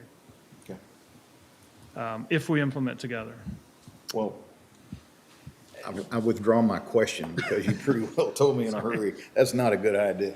So, We'd like to do them both at the same time, but that's, of course, a discussion we can have with the court. It makes better sense to us to have from the arrest to the jail, and then after that, we're no longer responsible for it. Ultimately, the ecosystem as a whole is fantastic, because we don't have this disparity in data from one to the next. It just continues onward up the food chain. totally makes sense. This is called a record management system. What was the first one called? that we did? JMS and RMS, sir. JMS, Jail Management System, and Jail RMS Management. is the Records Management System. And what would need to be plugged into the budget this year for the RMS? What number? So If Once again, that's- if they're absorbing a implementation. one-time cost. Right, the what ongoing. is our ongoing cost that has to be plugged in this year? Commissioner, that would be $121,843. 121,843. Correct. And that would be an ongoing cost. Yes, that would be year one. As with most applications of any kind, you see some slight increase in most years, year after year.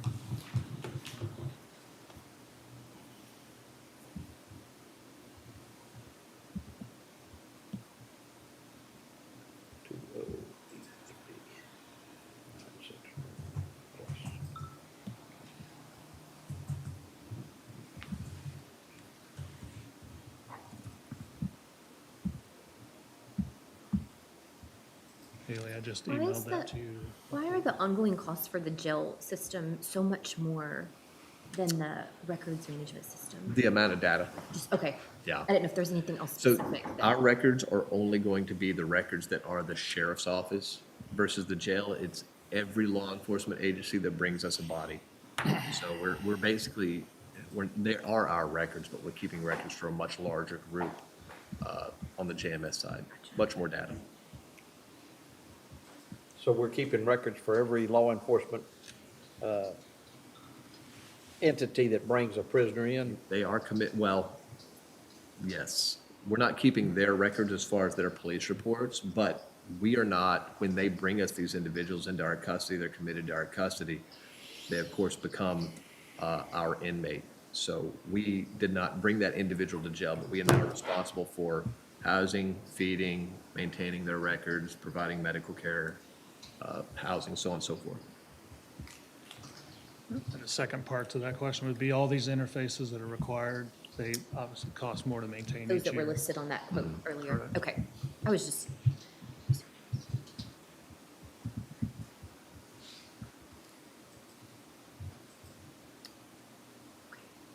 We know the amount, we just gotta figure out how to get there.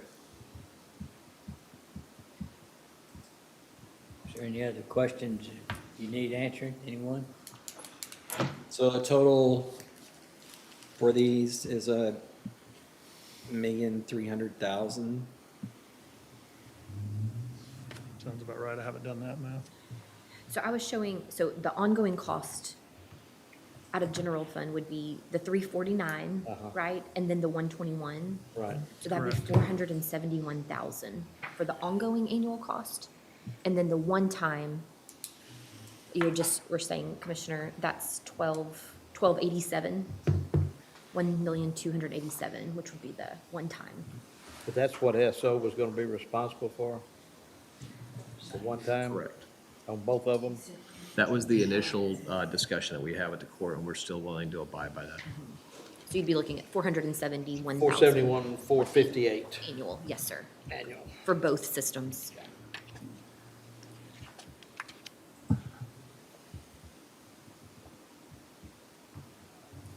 Okay.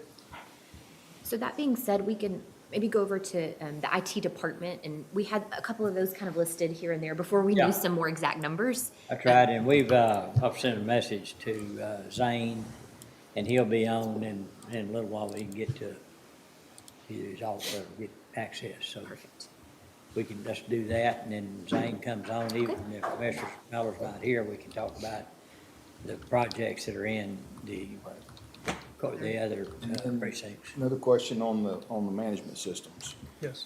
We talked earlier about looking at the end users and they're needing to share in the expense of this. We talked about the DA because that directly would benefit him.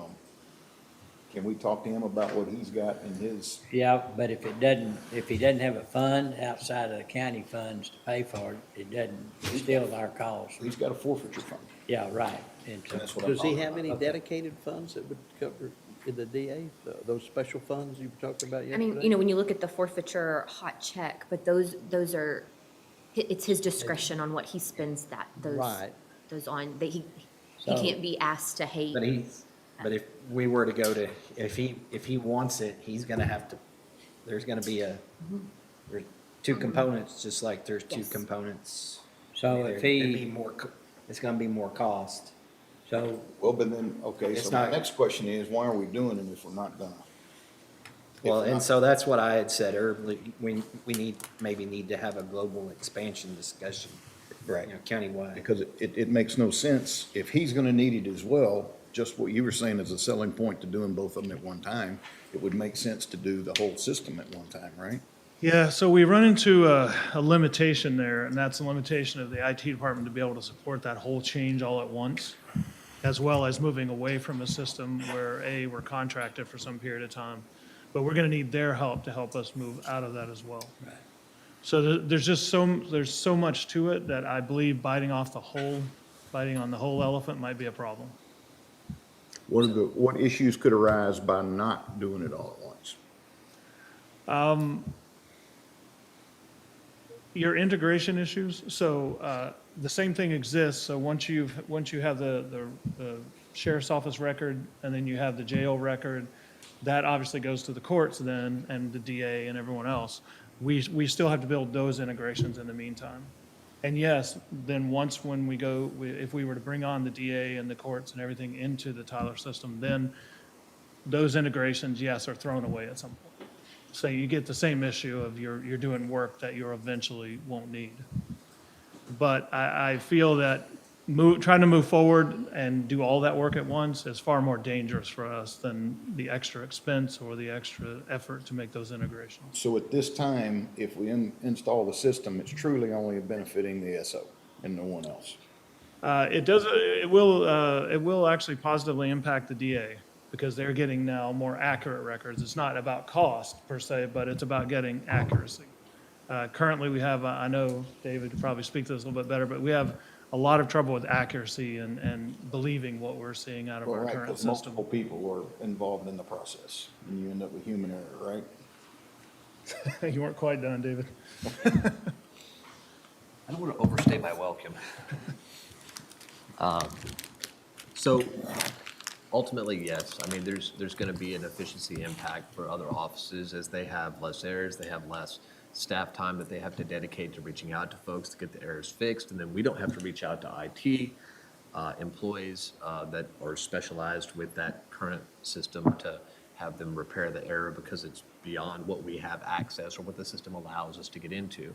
So there's a huge decrease in probably just the complexity of something that shouldn't be that complex. When, as other departments come online, make the move, whatever those departments in the county decides to go with.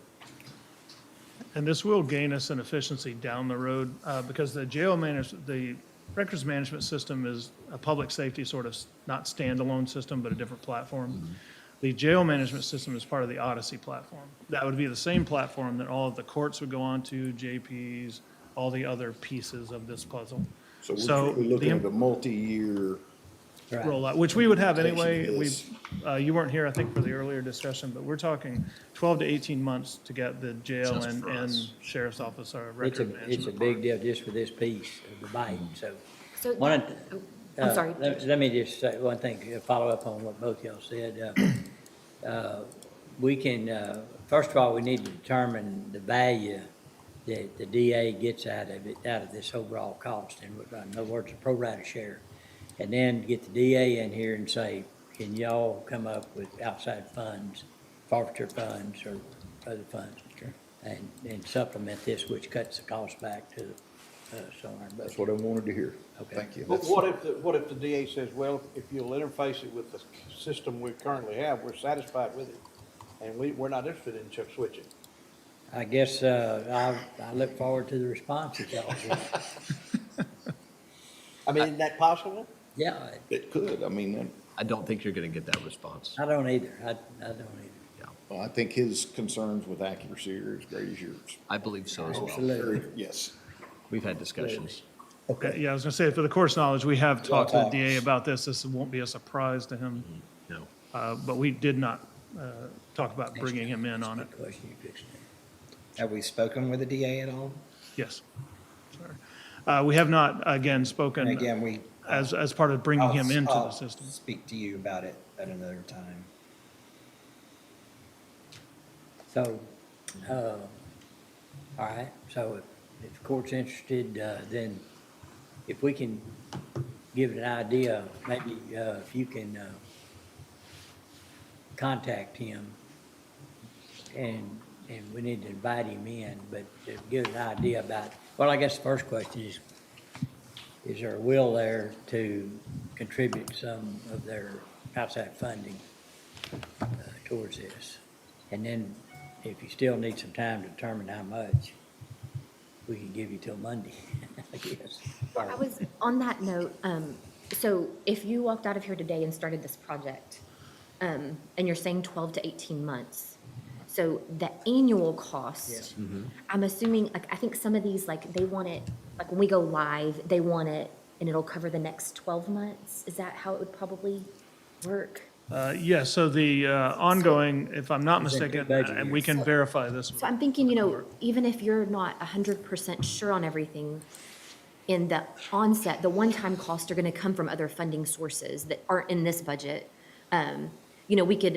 We could go forward with this budget with no annual costs budgeted in it, but knowing that 2025, those would be showing up. That was the original thought that we had, was it would not have a huge budgetary impact in that fiscal year. Just so you don't feel rushed to But, make a yes, decision, and I it's guess, not is saying what that I'm- there is not a cost that will eventually come down the pipeline, but it will give you that year to understand the system better and what y'all want to move to it, or what other decisions you want to make with departments overall. And so once it goes on, that's when the clock starts, so, and so it'll be off budget year, off budget month when it matures maybe, but, we'll anticipate that in the budgeting process. I mean, if we started October 1, I could see possibly in 9 months that fee starting, as we're testing the system and getting it up and running. But we can talk to them and get a more accurate answer. So the maintenance cost wouldn't have to go into the 2024 budget? That would just That's depend on what you're timing. saying? It's quite possible that it may not. And even the way we do And just things put a like dollar that, placeholder there. even if, let's say, it was next July, and we were live, and we made this payment out, We got it. the Counts. contract would only be covering a few months of one year and the Right. rest of the months in the other. Right. And we match expenses with periods. So you would see A portion. a 25% of it in 2024 and 75% of it in 2025, and like Commissioner Jones said, we could do a budget amendment to that placeholder line. Well, I mean, you've Sorry. got, where does those go in, software support and maintenance line item? Yes, one of those, a variation or that line or a variation of it.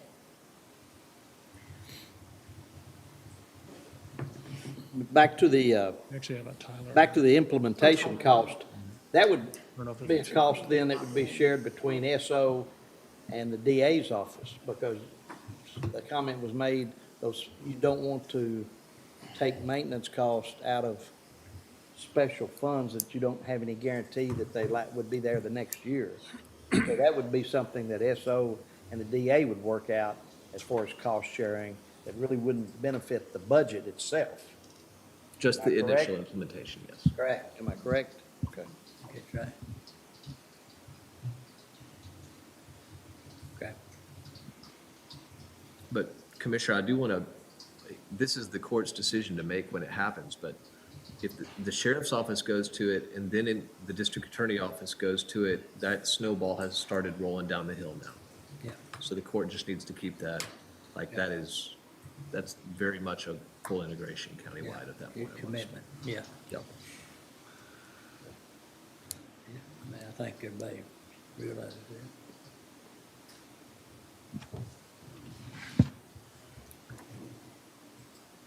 So after forfeiture fees are applied from one of both, what again is the direct impact on this 24 or the 24 budget? So it sounds like, it would just be when it went live. And so right now, we know they're not gonna get started today on this project. So it seems like that really there wouldn't be much of a budget impact on the general fund for 2024. Like David said, there may be some pieces here and there, some costs that we see, but nothing like the total annual cost. Yeah, the most I could really see, and this would be on a really fast timeline to make this happen, but I could see about 3 months worth or a So- quarter of the cost. So a quarter of the cost of Maximum. each of them. Right, correct, Okay. of the yearly Quarter, recurring fees. a quarter of the, Annual maintenance. So that would be about 118,000. quarter of the 121 and a quarter of the 349. And as these systems come online and start functioning, other contracts are going to start vaporizing Yeah, right. in the future. That's right, yeah. Mug shots and all that. Yep, yes, sir. All that was on the top of that. Correct. If it's 118,000 on the, I mean, it's something we've got to do, and we probably don't need to. So next year, if the DA says, hey, I want in two, that next year we're looking at the bigger fees, not this year. Right. Correct. Yes, you would then incur that full year of these two parts of that, and then, again, it would be a partial year of the, whatever we add next year if we do. Okay. And again, that's the most optimistic projection is 9 months. It's more than likely 12 to 18 months, so Okay. it could be that there's zero impact to the general fund next year. Okay. So, if you could make contact with Josh and tell him kind of what we're thinking, and then we'll try to see when he can speak to it, hopefully here in the next hour, couple of hours, but he needs a heads up, obviously, and, might not be able to speak to it today, I don't know, they got I can contact a lot him. going on. Yeah. Okay. All right, is Zane available? Okay, Zane's on, so, And we do have some items to go back for IT. This is good to go to Road and Bridge, but I'm just letting you know. does something come back to John? Yes, yes, I sir. can step out and contact Josh and see if he Okay. might be able Yeah, that'd be good. to speak then. Okay. Thanks, David. Okay, we'll need to pull up those road and bridge projects. those, Okay. Bridge projects.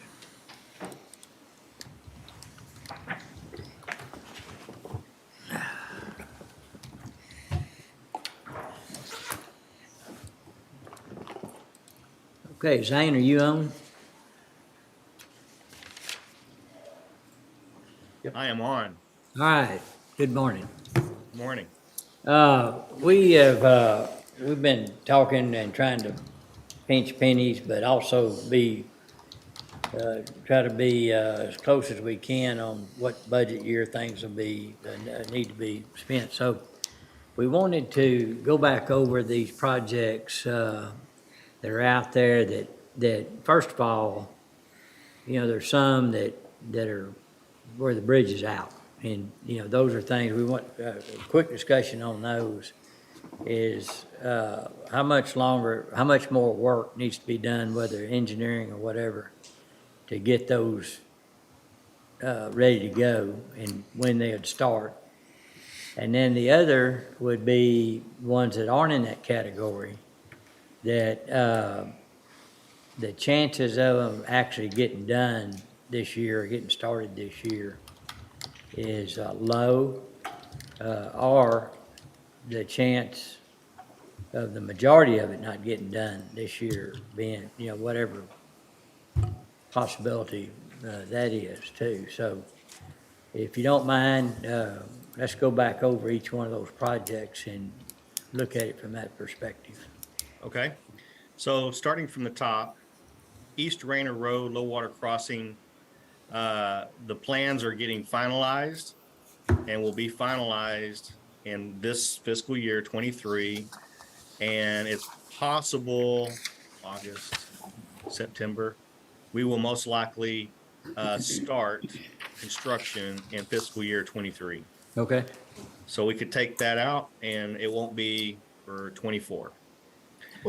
Holy Road, Hang on just a minute. Hold on. But it's ARPA funding. Yeah, that one was gonna be under ARPA. Yeah, why- Anything ARPA, we're not worried about. okay, so then we'll jump down to 7 bridge repair package. Those plans will show up in the next week or two, and then we will bid those out. So we will start that in fiscal year 23. And that amount of money that's in there is actual construction or just the engineering part of it? Well, we probably need to take that out for fiscal year 24, because that's what this list is supposed to be for, correct? Fiscal year 24? Yeah. Okay, so you can delete that. So we'll finish construction by September 30th? No, probably not. Okay, So they can't. so be it will need to taken be it'll need to be in Okay. 24. Okay. But So, that- okay, so if we start it in fiscal year 23, but construction continues in the fiscal year 24, then yeah, we'll need to have that money there to help pay for whatever occurs in fiscal year 24. Thompson Road Bridge replacement, the consultant is currently working on design plans. I would expect for that project to bid in fiscal year 24 and get started on. Bullhead Creek Road relocation, that also will get started on in fiscal year 24. Construction. Tom Ledbetter Road, fiscal year 24, and Orchard Lane, fiscal year 24. Question real quickly on these. So you've got $900,000, $850,000 projects that look like they're gonna start in one fiscal year, they're gonna end in another fiscal year. Is there any room left on bonds to get projects like that? Because does that create an accounting issue with you start one fiscal So year? most of these are billed, along the way. So if we've spent 100,000 this year, there has to be budget this year. It gets put into construction in progress. So on our asset listing, you'll see that as CIP. We pay the rest in 2024, and then, so you'll see the cost in both years, but it doesn't come live as an asset until, if we're capitalizing that, it depends. If it's just repair, we wouldn't, but you would still, we could spread the cost over 2 years. Sometimes if you're just only being billed once, like at the end of a project, that's when you have to look at, when was the work substantially done? Was there a piece of it done? Well, I guess that's. Wouldn't it make more sense to put that in a bond then? Put that on bond?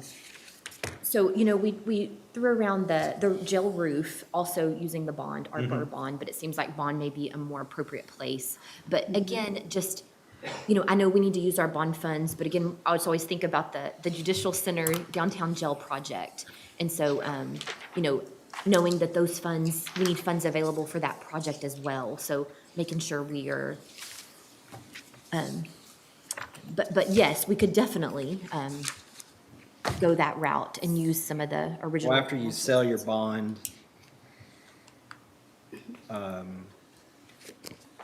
this August, there's gonna be $55 million in bond funds. An extremely Oh, favorable. excuse me, I take that back. There's 41 million in bond funds and 14 million in ARPA. After the sale, Uh-huh, yes. after the sale. So you're right there based on the estimate of the downtown jail, but just, just being watchful of, that money. But I think, yes, you could definitely go ahead and if you wanted to put some of these on bonds, I think we could, I think that, I just don't see that as a problem. If we get to the end of the downtown jail project, which I know is pretty far in the future at this point, even if there's some remaining, we can use the permanent improvement fund, like Fund 401 that we tax. There's always that ability there, so, And you could always sell a bond in 25 also too. yes, that's what- yes, for sure. So- To finish out the. The other thing, there's so many moving pieces. The other thing is we know we need to spend some of those old bond Exactly. proceeds. And Yes, so, and that's another thing, you're up against that Arbitrage. clock. Uh-huh. yes, so if you, What, How much do we need to spend? yeah, how The much old do, bonds. yeah, so that's not something I could quickly say right now, because it depends on the interest rate, what you're earning, what the interest rate is that month. There's a lot of calculation that has to go in. what's left in the you could say, you're really up against the clock on the 19 bond. Yes. So it's time, just not even, if you don't even factor in the interest in how much we're, we're making more in interest now, obviously. So, but if you don't factor that in, you're still up against the clock. Yeah, is there a way to know a number amount that we could pull out the equivalent up here? Well, what's left on the 19? That's what we're Of the pulling 19, up. yeah. And back to that, okay. I'm sorry. So here, you can see down at the bottom under the green. So right now, and this changes when projects close, or sometimes, of course, we need to increase lines for some of these projects as the projects go on. But the 2019 bond, we had about 238,000. And then the 2021 and 2022 bonds, you can see there how much is left. And so, if there's a project, you want to go ahead and budget for, we can eat up all of that 2019, move into 2021, and at least start moving that direction. Well, from that first list, what's close to 238,227, is that Well, you number that would- we could, There's not anything like that, I think that You need- amount, yeah. but you would, when, a lot of projects, it's in multiple funds, so all one project, but budgeted multiple proceeds. I would, just for me, when you're getting road and bridge projects that are $1 million or more, I just think they should go on a bond.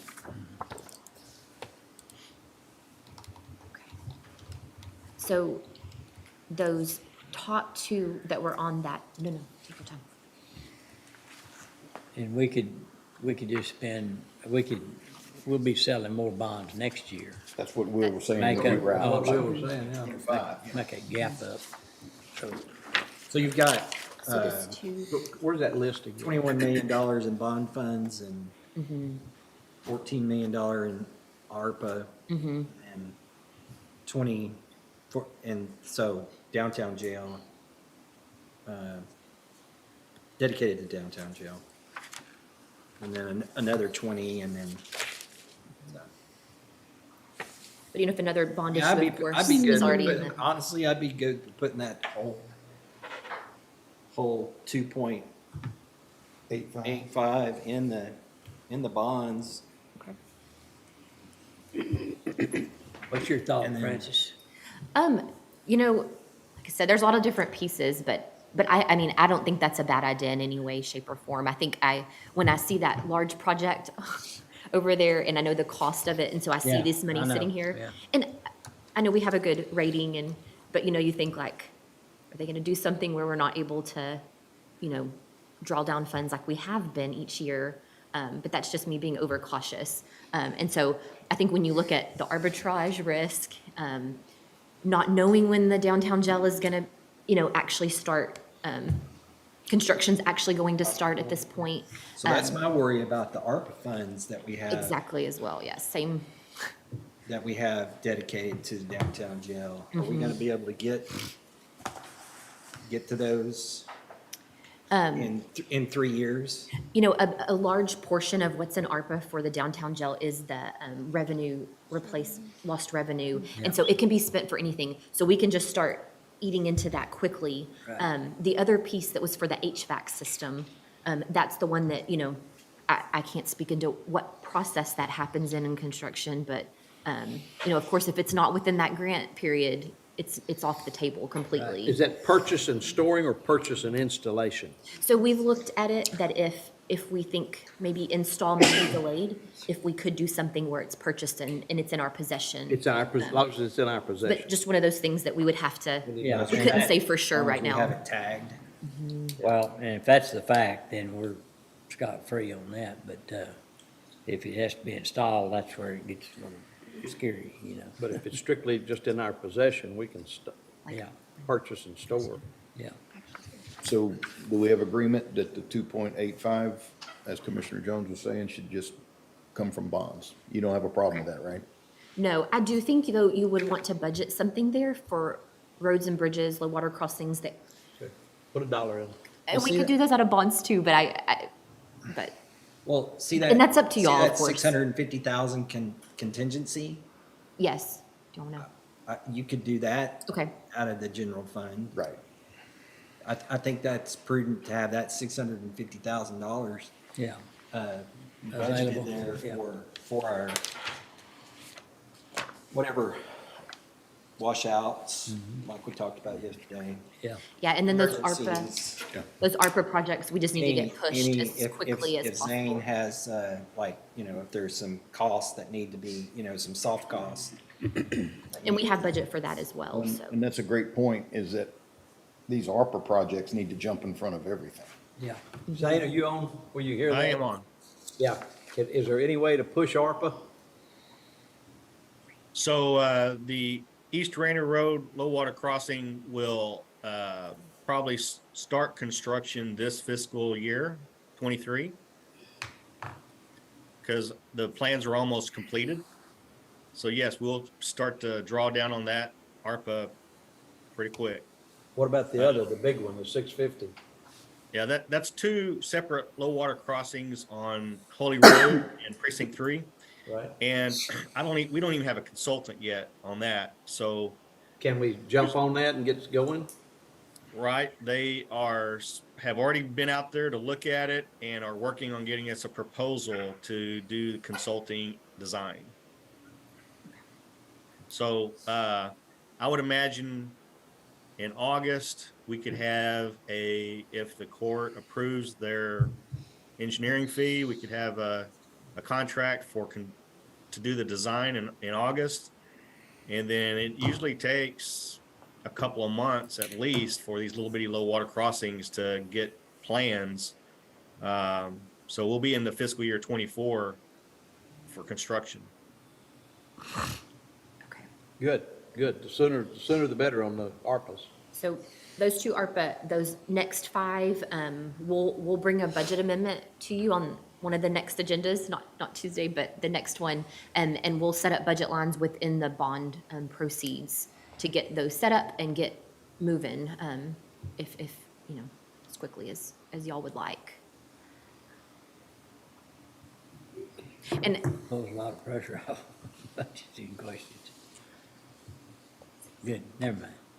Just loud Okay. unconscious thought. And I didn't mean to push y'all into putting that contingency there. Y'all would know better, you know, what may come up and not. I just, I think I agree with Commissioner Jones. That's a good amount to have. okay, Okay, okay. So we're pushing 2.2 over to bond, is that right? 2.85. 2.85, you still got, Oh, yeah, 650 was extra. Okay, Yeah. yeah, I'm sorry, 2.85, yeah, okay. yeah. 650 was not in that. Okay. Zane, you have any other thoughts?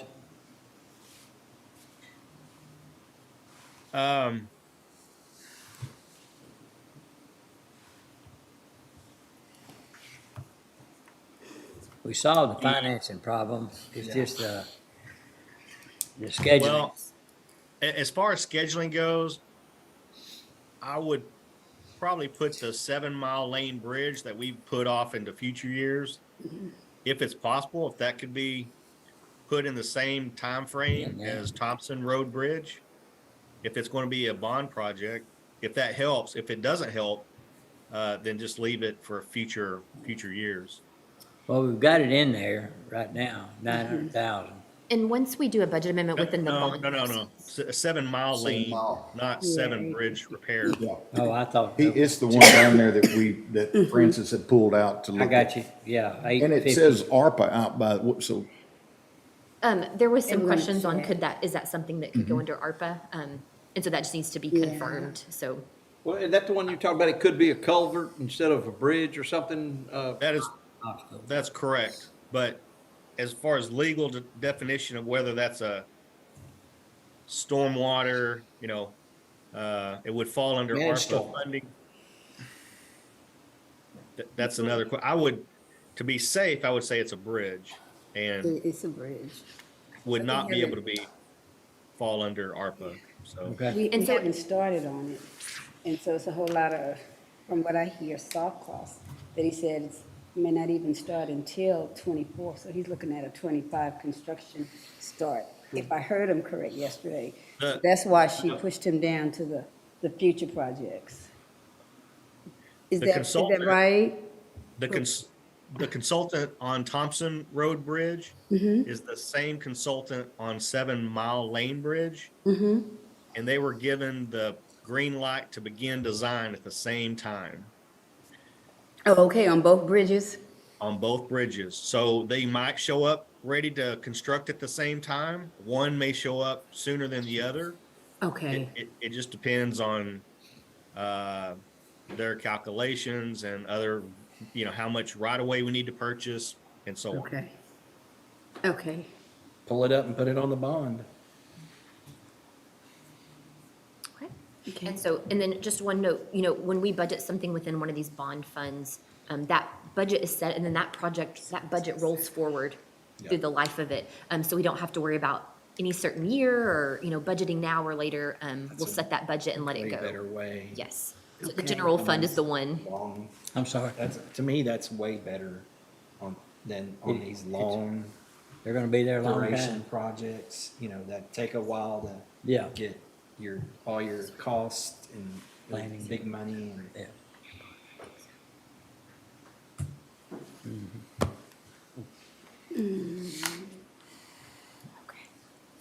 Okay. So we'll Alright. place that 650 in the general fund. Okay. All right, Zane, thank you very much. Thanks, Zane.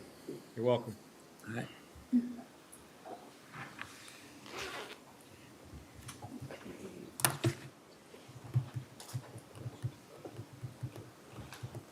Okay.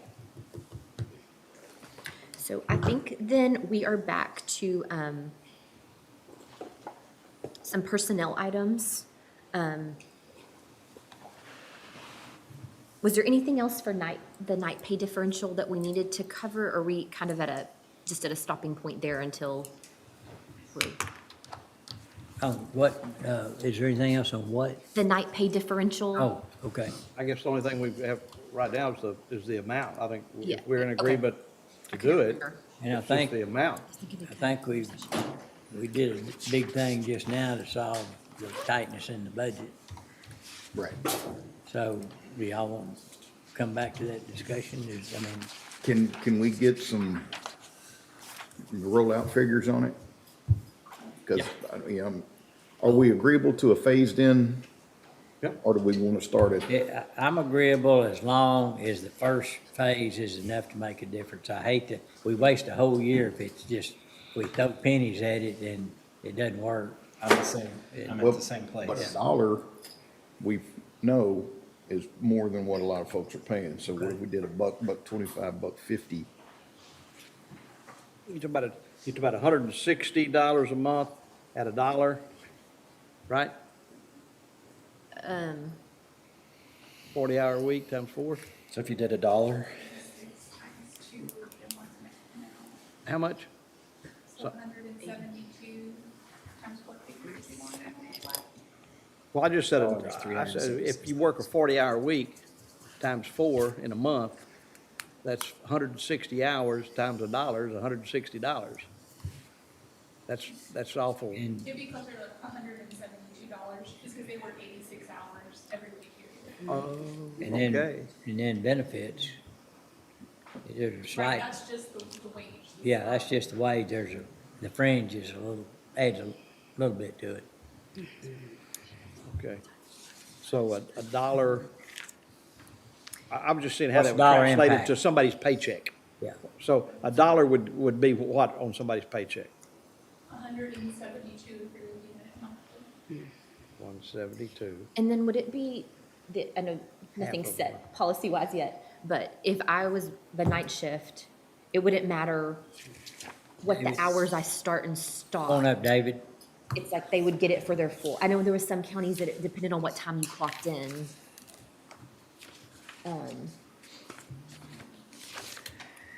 Like,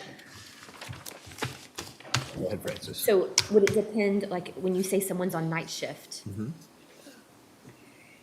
They would, no matter what hours they're working, they would get this, if this was approved, they would receive this extra What's night amount shift? of hour. So Or night- would it be depend on if I clocked in after 8 o'clock and I? 6:45 to 6:45.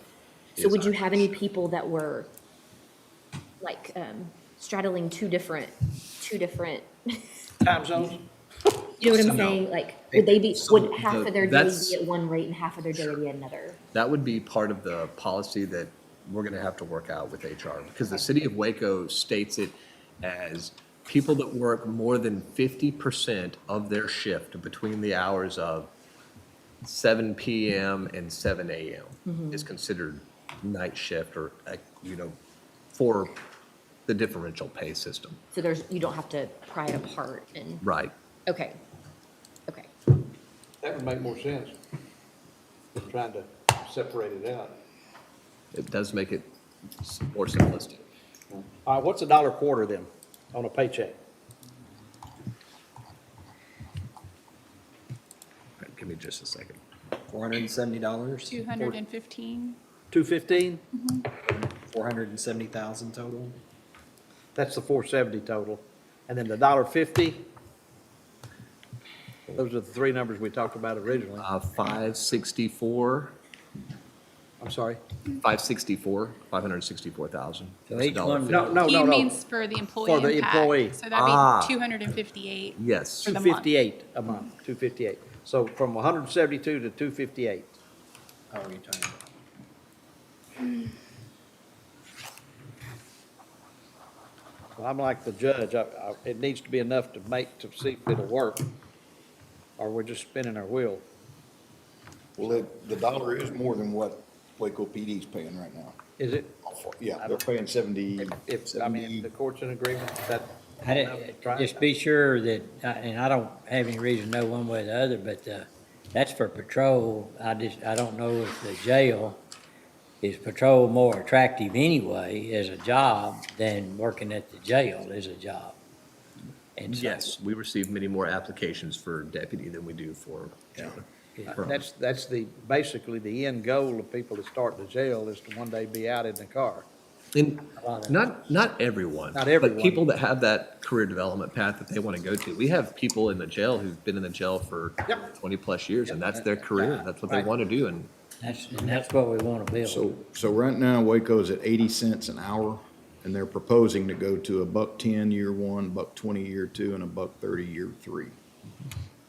I'd say we beat them, and because otherwise they get our applicants, So we so. already And are. I have a question about Even at that. $1.25, $1.50, we're still, About, okay. Commissioner, I just want clarity on, because you've mentioned that kind of staggering it or increase it. Do you mean just a year after the program in general, the following year it'll be that amount? Or do you mean for folks who stay for the year, only they will receive a higher night differential?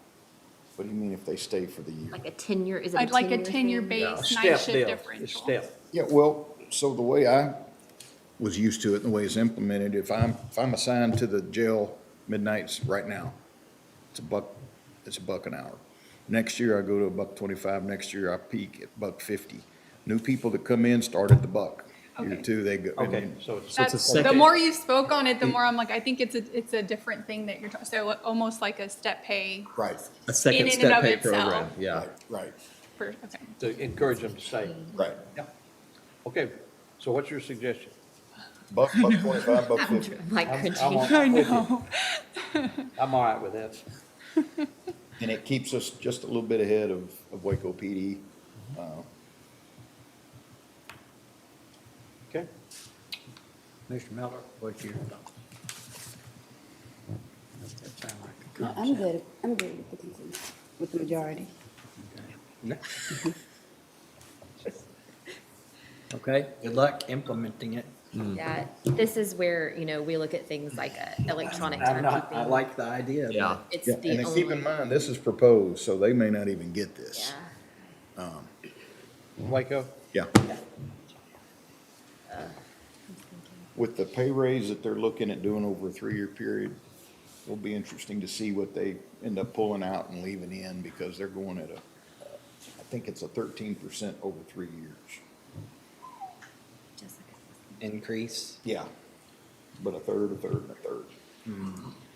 Okay, so the last proposal was you start at $1, and then when you've been there a year, you would go to a To the $1.25. 25. In the year $1.50 is the, Okay. Okay. and And that, what $1.50 would be. I'm the- assuming adjusted for inflation as well. So So these you would do not. want Well, COLA. that's something we need to talk about, and that is, if you don't, it loses its value, right? right. And that's how you lose competitiveness. So applying the COLA to that every year as well.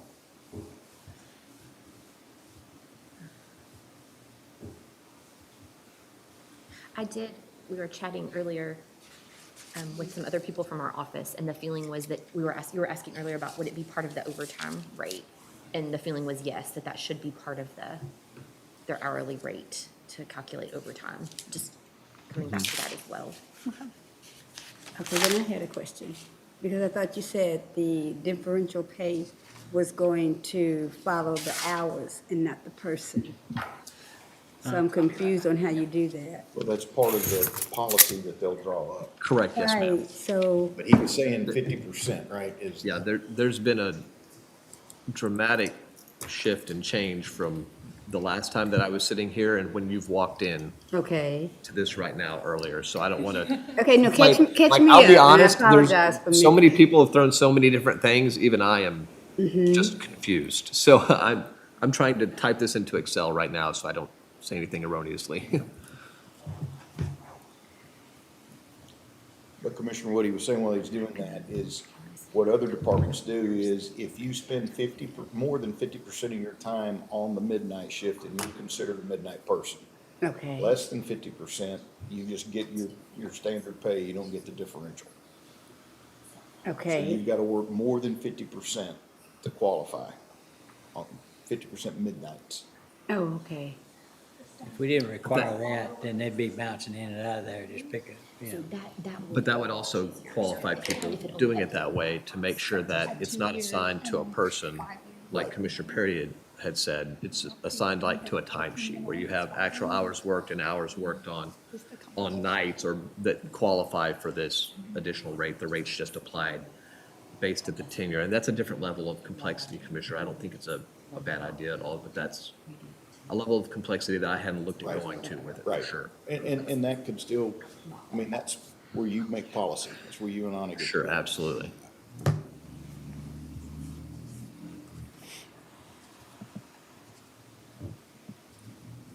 So for those 148 employees, Francis, and let's talk about it at like an employee basis, right?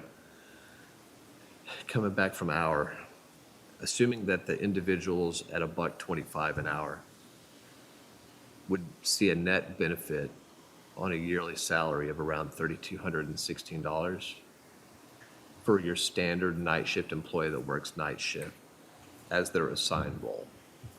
At what rate of pay? At $1.25, 476,000 was y'all's total, 148, about 3216 per year per employee. And that was with benefits, so I think like if we look Correct, at. correct. I'm talking about not like what they would, Yeah, if I Net. just do 2,080 hours at $1.25, I get 2,600 okay. for the whole year. And I'm talking about, I'm sorry, cost of the county. Cost of the With county is the- about you want 3,216 per benefits employee. I'm sorry. Yeah, and so then that times 1.222,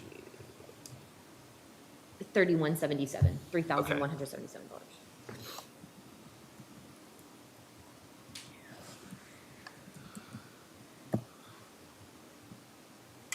Is there a way, Francis, to estimate kind of these 148 positions on average, the amount of, the overtime rate would be cents, basically, on top of the dollar.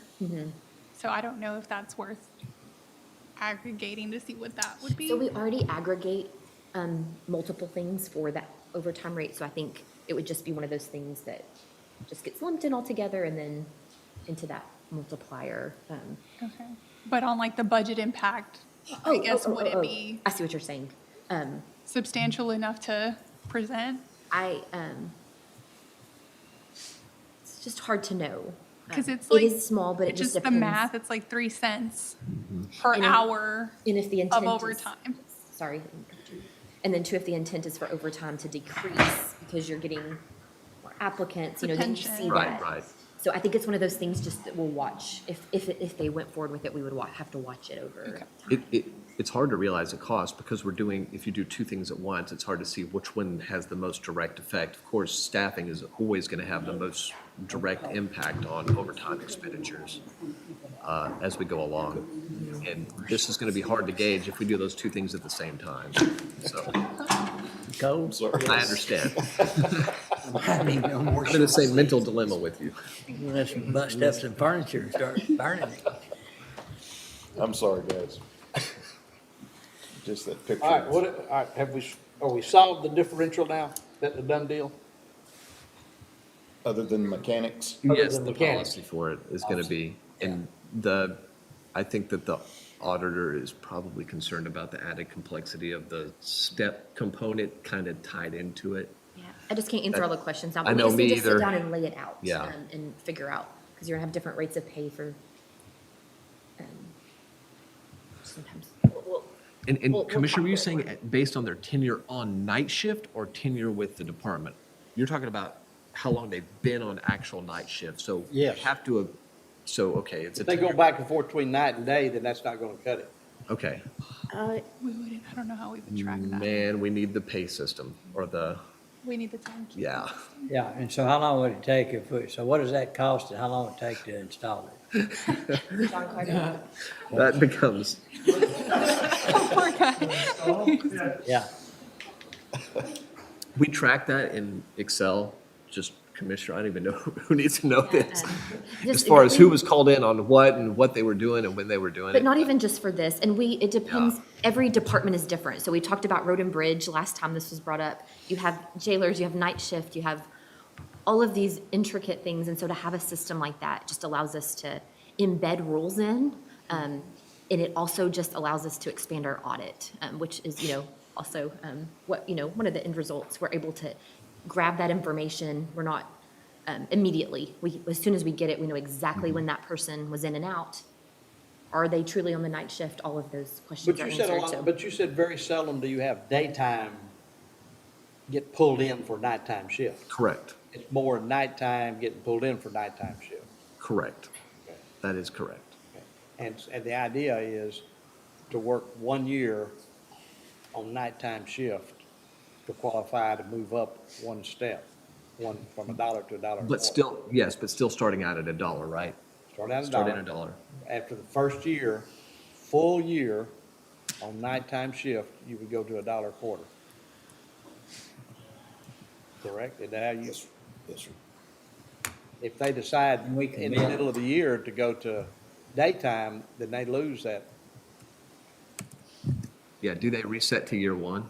If they worked for 2-3 years on night shift, and then they come work days for 6 months because the department has a need for them to do it, and then go back to nights, do they reset to year one? You know, that, again, that's I part of think the that's policy. that I mechanics. think you Yeah. just Yeah, need- that's Y'all get something together on the that, policy. that once we get that ironed out, we can craft. I think what's probably just more important to know on the front end from what the court wants when we start to build the policy are the details of kind of what the amounts, dollar amounts are, and if the court would like to apply cost of living adjustment every year to it. And then you already answered the OT question. I think that would be the other important factor for the court to know kind of what the cost impact is. My thing, we want it built in such a way to encourage people to work the night shift, wherever that works. And that's my thought. That's what we're trying to do. Try to fill the night shift, And so whatever works. And then back to, just the budget impact, if you were to agree to this and want to put this in the proposed budget. We've been floating around this $1.25 number just flat. And I think if you went to the $1.25, $1.50, if we sat here and pulled out all your nighttime staff, you would say, they get $1. Oh, they've already been doing it. They get $1.50, they get $1.25. And so I think using that $1.25 as an estimate Is safe. may be our safest bet. It's hard to know. Estimate of what? So if this started, you would have some The people budget. already starting at $1.50. You'd have some starting at $1. And so, So she's not knowing saying that just right now. Yeah, so what The she's saying, if you just $1.25. budget for $1.25, you're gonna probably come in about Yeah, right. just for budgeting purposes. Yes, and just all, to have but the some- We're not policy- gonna, we're not gonna But when you reward start people that the already been there tenure, for like, 3 years. everybody man. starts at We're year just starting one right everybody now, at and that's zero it. right now. Right, right, but as you go forward, That's it. you're gonna have people that leave and someone will come in and they're at $1. But And now you got, initially, Kinda everybody's uncomplicated, starting at you know? zero. It's a year from when we start. well, they'll get $1 an hour as soon as, October 1? It So goes if into everybody effect. started at $1, no matter if they've been here, right? Is If that they've been here for, everybody at night shift starts at $1. Okay, and then when they've been here a year, they go to $1.25. And for those that, the program, it's based off the program then, because if you've been here 5 years, you're still gonna get $1 the first year, $1.25, Right, $1.50. right, okay. It's tenure in that shift. Yeah, For 2 shifts, but yes. Yeah, two yeah, shifts. 2 shifts. B and C. And just so that for this year, an initial year, it would be 125. And we're not applying the COLA.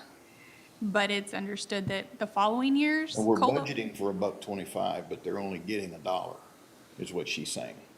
Right? Oh, Isn't well, that what that's you if you said? wanted, so if we started this now, like if there's a jailer that's been here 1 year, he would already get $1 or she. Yeah, so we can use the dollar. If someone had been here 3 years, do we start them out at, you don't? Everybody's okay. starting at $1. Yeah. Okay, I just, We just Yeah, need to yeah. put $1 in the budget. okay, then that's, I've- I was thinking, you know what I I mean? was too, I was Okay, thinking like you. okay, so at $1 then we would budget for that dollar rate. So that, of course, brings it down, to 376, It's 180. tenure in that shift, for those 2 shifts, beginning October 1, 2023. Okay, We're not rewarding one for past, No.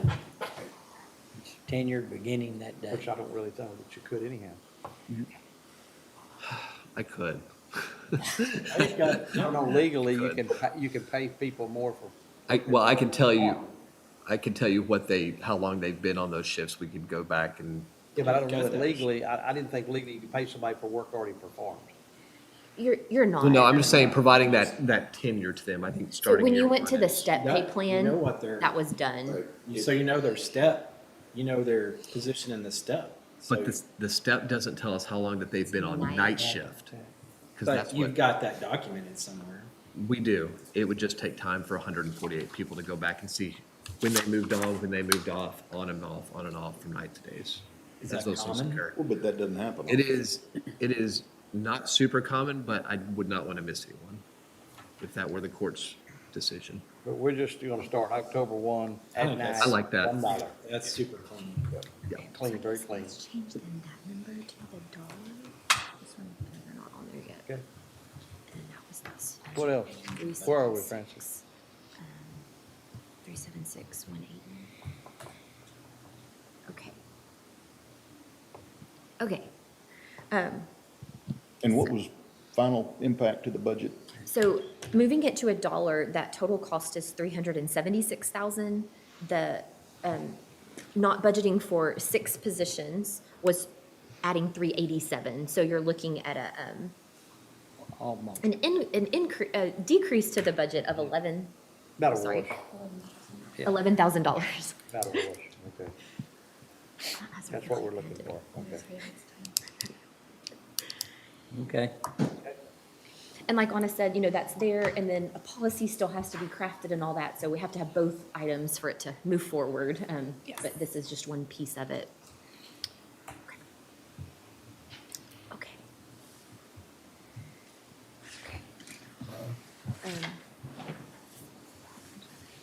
Did we want to continue on personnel? Yes, if you. Okay. In what department? So the 2 remaining items I have is the district clerk supplement pay discussion, and then also just going back to our leadership group, so department head elected officials. Okay, let's talk about the supplement deal, and then we're gonna, lunch should be walking in any minute. We'll break for that, we'll come back and pick up the rest of it. Okay. So for the supplement, kind of what I shared, I think it was yesterday. The district clerk is requesting supplement pay for a particular set of positions in their department related to records management process improvement. And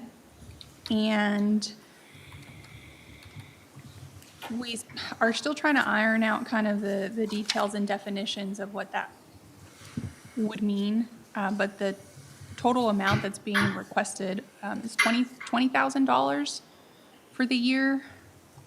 And so some of the concerns that were identified was the impact to the compensation ratio for those select positions, which, as I understand it, are the 4 lead positions in the office, so the 2 lead clerk positions and the 2 chief deputy positions. And there is turnover in the lead roles, but there is already a separate request for those 2 budgets to have those adjusted or increased, which HR recommended because they do have a lower compensation ratio. They're a 0.9 compensation ratio, and there is historic turnover in those roles. However, the chief deputy compensation ratio is a 1, and there is no substantial historic turnover in those 2 positions. So HR wouldn't recommend any salary adjustment in any form, whether that be through just the budget of the position or through supplement pay, especially if it's not a the supplement pay is not tied to a defined function that's not already included in their job description, which we would say records management process improvement would be something that is a function already existing under that title. And so because the adjustment had already been recommended by HR for the 2 lead positions, we're not certain kind of whether or not a supplement pay on top of that would be needed or will recommend it. Okay. So no to the supplement. Right. It's not a That's your recommendation. recommendation, no to the supplement. Yes, that is our And yes to recommendation. the other two adjustments. Yes, the existing adjustments, we already kind of discussed prior to supplement pay, where that's directly applied to the position budgets. Yes, that would Okay. be yes. Fine with that. Okay, is that a consensus? Sounds good. All right, let's go ahead and break, for probably about 20, 30 minutes. We should have lunch coming in, should be just about here. Sorry, I said only two things, but actually, I think we still need to discuss incentive pay. Yes. Oh, okay. yes. Incentive pay, All right, go ahead, we can start that. which my piece is really short. HR recommends it. I think we should budget like we budgeted last year.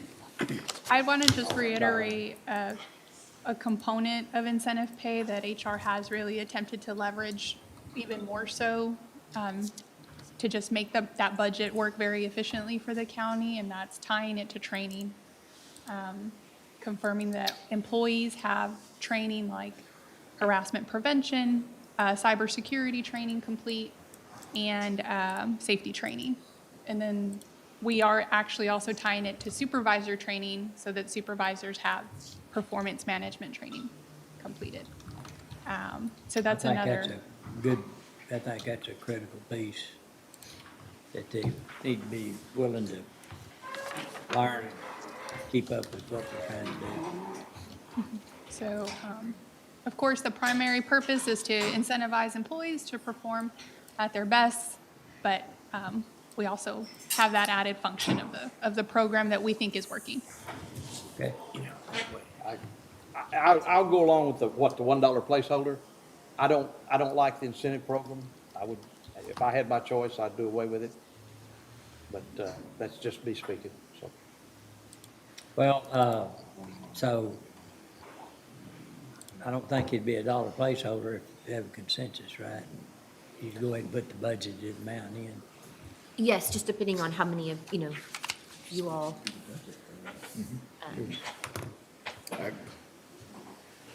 Placeholder. Placeholder. Okay, I'm fine with that. Okay. So that means we need to have more discussion on whether we do it or not? Or, Well, so really what Commissioner Perry's and I's discussion was about if, so if we're having a terrible budget year,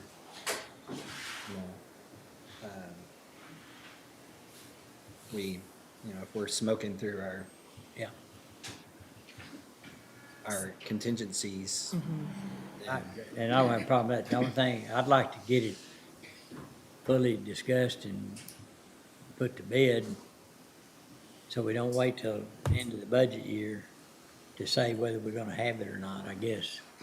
Employees need to know if there's something out there, if they play well with others. Well, I would hope that they would work hard regardless of whether. I think that's part of the job description, is work hard. I just, it's an incredible option that we have to give our employees. But if we're not having a good budget year and things aren't going right, you don't keep spending money you don't have. And that's the one piece right there that I think we have to look at every year as we get into the budget year and see how we're doing. I think we do have to have a good, solid conversation on if we're gonna do it or if we're not. How I feel about placeholders is I don't ever want taxpayers or constituents to see we're just putting $1 somewhere, then all of a sudden we fund it and we buy it. Like, are we playing a shell game with them and just putting $1 here, and we know we're gonna fund it, and then we pass the budget and we come back and we add all of these things out of contingency. So I think there's kind of like a truth in taxation or a truth and honesty, transparency to the budget. If you're gonna do something, put it in the budget. If you want to do it, but you're not sure if the funds are there or if other priorities are going to take it out of the budget, then you put a placeholder. So I'm not arguing yes or no to incentive pay. I'm just saying why I'm not really that fond about putting Well, placeholders if we're going to do if we something. didn't agree to do it that way, then I'm with Commissioner Smith. If we think putting a placeholder in the right thing to do, then I'm with Commissioner Smith on this. I'm just scratching it. And that's where I am. Okay, So I'm good with that. placeholder or? Placeholder or scrap? scratching it? Placeholder. Because I don't want to scrap it. No, I think. And I'm trying to wonder what is the idea behind that action? To say, Well, Commissioner. you might can have it, but can- just put a Can you placeholder. assure me that we're gonna be financially stable and in great condition 6 months from now? Well, we can't say that about any program we're Well, budgeting. but that's the whole piece to that program is it's above and beyond what we do.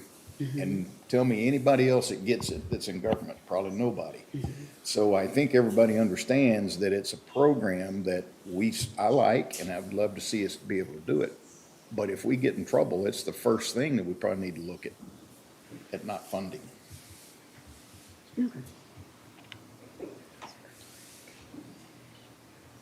Okay.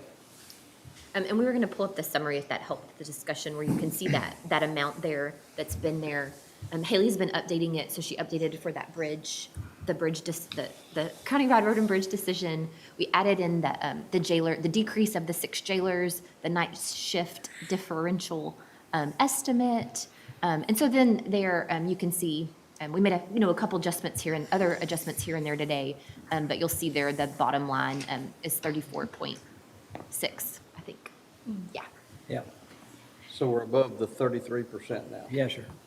And I don't know of any big thing that's coming up, but, yeah, that's good. So we'll bring that back up when we come back out of break and just have it ready. Okay. So we still have COLA and, We put COLA in at 3.5. okay, we haven't talked back about it, but I mean, is that, So there's a figure in every line item now. Right. Yes. Okay. Unless That there bridges. may be something today that comes up that we need to add in, but other than that, everything we've discussed up to this point is in there based on the intent we got from all of this. and we're locked in on health insurance, all that's done now, right? We don't need to look back at that, right? Yeah. Okay. I'm scratching my list off. so. Yeah. I'm thinking, hey, that's it, I'm out of here, bye. I'm just sticking around for lunch, by the way. Not so fast, Tonto. I might have had better luck on incentive pay if I waited until after lunch. Well, and Okay. my hope is the same as it was this year. I hope we're doing well, everything's fine, we turn around, we Yeah. fund it. That's the hope. But I don't want to guarantee and commit to it. if we- Understand. Okay. All right, it is 12 o'clock. Let's recess till 12:30.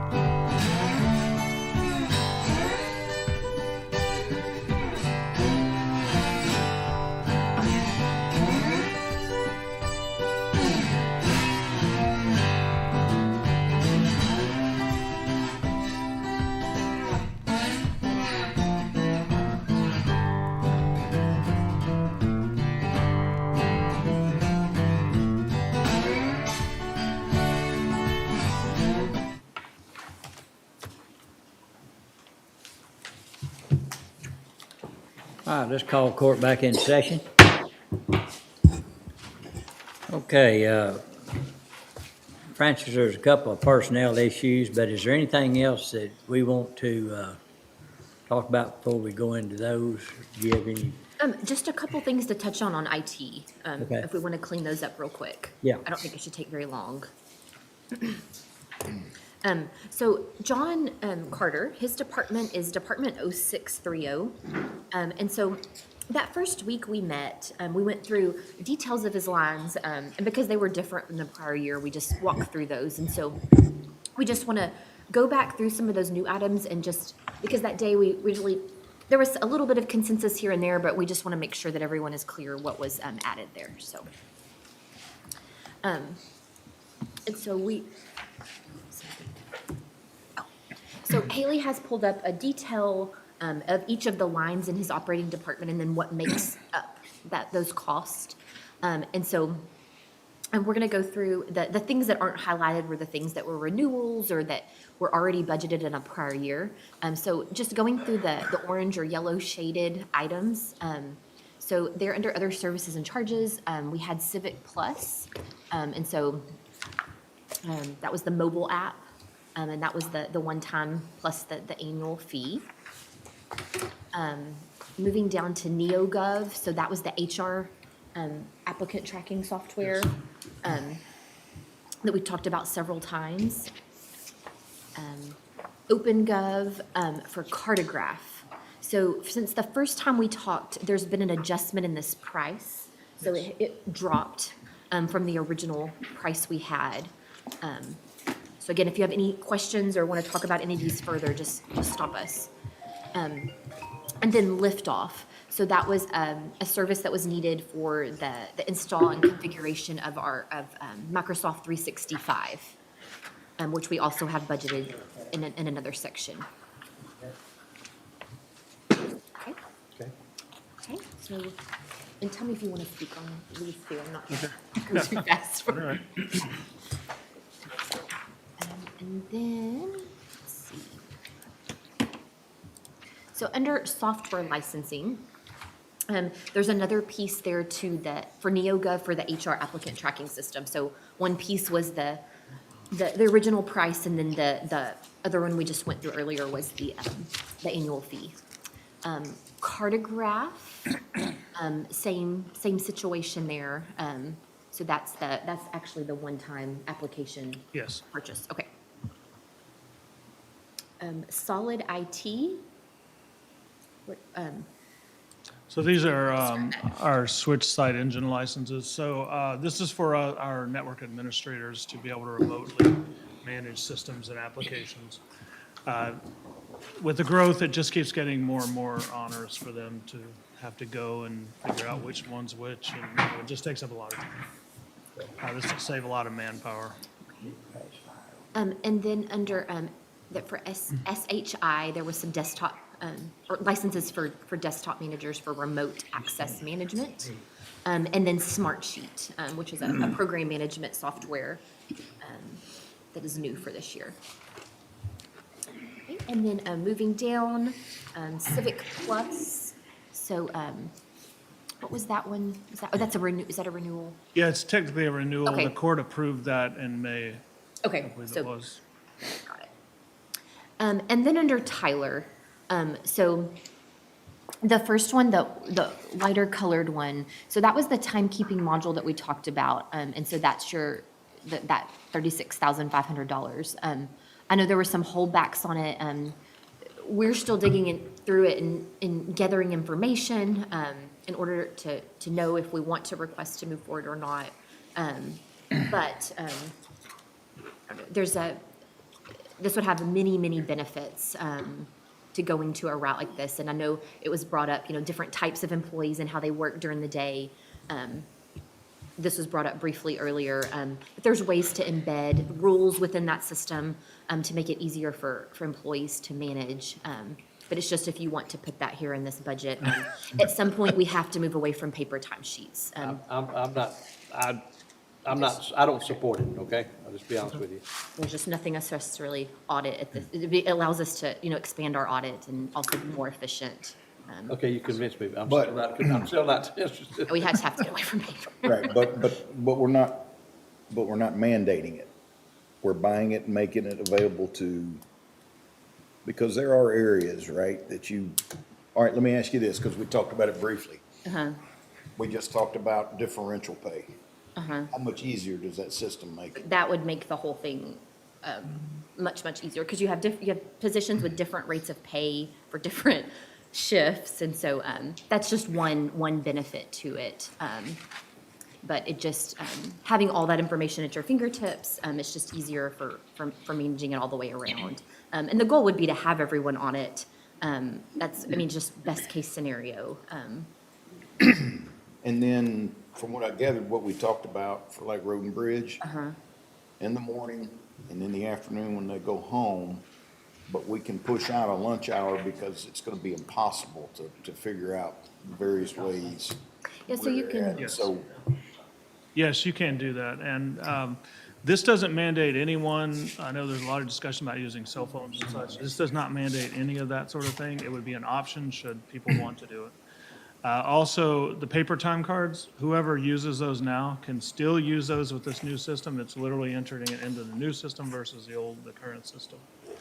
And yes, you can push out automated schedules so that whenever they check in and check out, you just take out an hour for lunch or 30 minutes or whatever needs to be there. it gets into, too, just having this electronic record, this audit record of who's approved, who hasn't approved, what supervisor has approved, when changes are made, being able to track those. And it was brought up before, there are changes made to timesheets all the time. That's something that's frequent. And so being able to track that chain of, that audit trail, really. And so anyway, we have that in there. Again, there's a lot to still research on, and of course, we're not ready to just move forward or anything if you Right. are good with it. But just wanted to see if it was okay if we put something in the budget, so if we got to that point, it would be there. From IT's perspective, yes, this would happen later in the year if it happened. We have a lot of projects front-loaded at the beginning of the year. well, since you talk about the efficiencies of it, and it's not a mandated, I'm okay with that. Anybody else? I'm good with Anybody it. else? I'm good with it. Okay. Okay. And of course, one of those things, you would get more information later on if we wanted to move forward. And then the next one underneath, this was an original amount. You heard the actual amounts earlier today, which was the annual maintenance fee for the jail management system. And so that's less than the amount that we were quoted now. But again, we talked about when would that go live and when would that amount be actually on the table to pay. Right, we literally got that quote last night, so that's why it's not in these numbers. But as we talked about, with this implementation, the yearly maintenance cost that we're looking at here, which is actually now $120,000 something, or 20, sorry. So Is that the records the management? 350,000. Sorry, yes, the $349,615. This would only be implemented once the system was live. And as we've been talking about quite a bit here, their implementation schedule looks 12 to 18 months.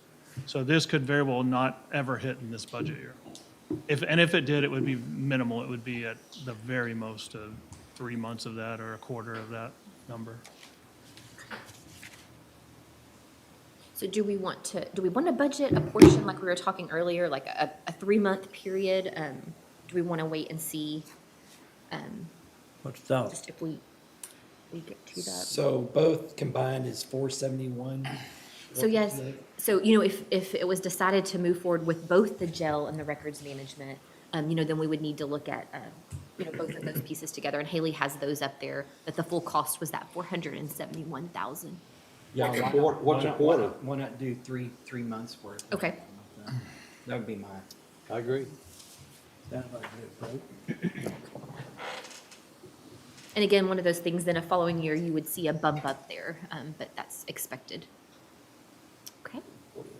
And then under professional development, there's the Cloud University and then the Fortinet training for the network team. Did anyone have a question on those? They're just specific to applications we use in IT. They would be for our network and systems teams. Yeah, I know how to use them. They're specific equipment we use across the network. And then down there we have the Microsoft 365, kind of separated by itself just because it was a newer, larger item. And so I don't know, I know it was a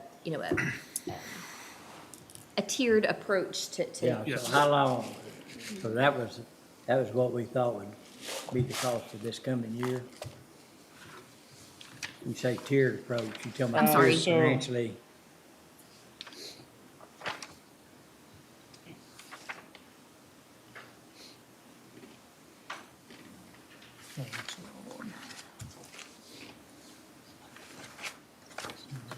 Should have had that in my hands.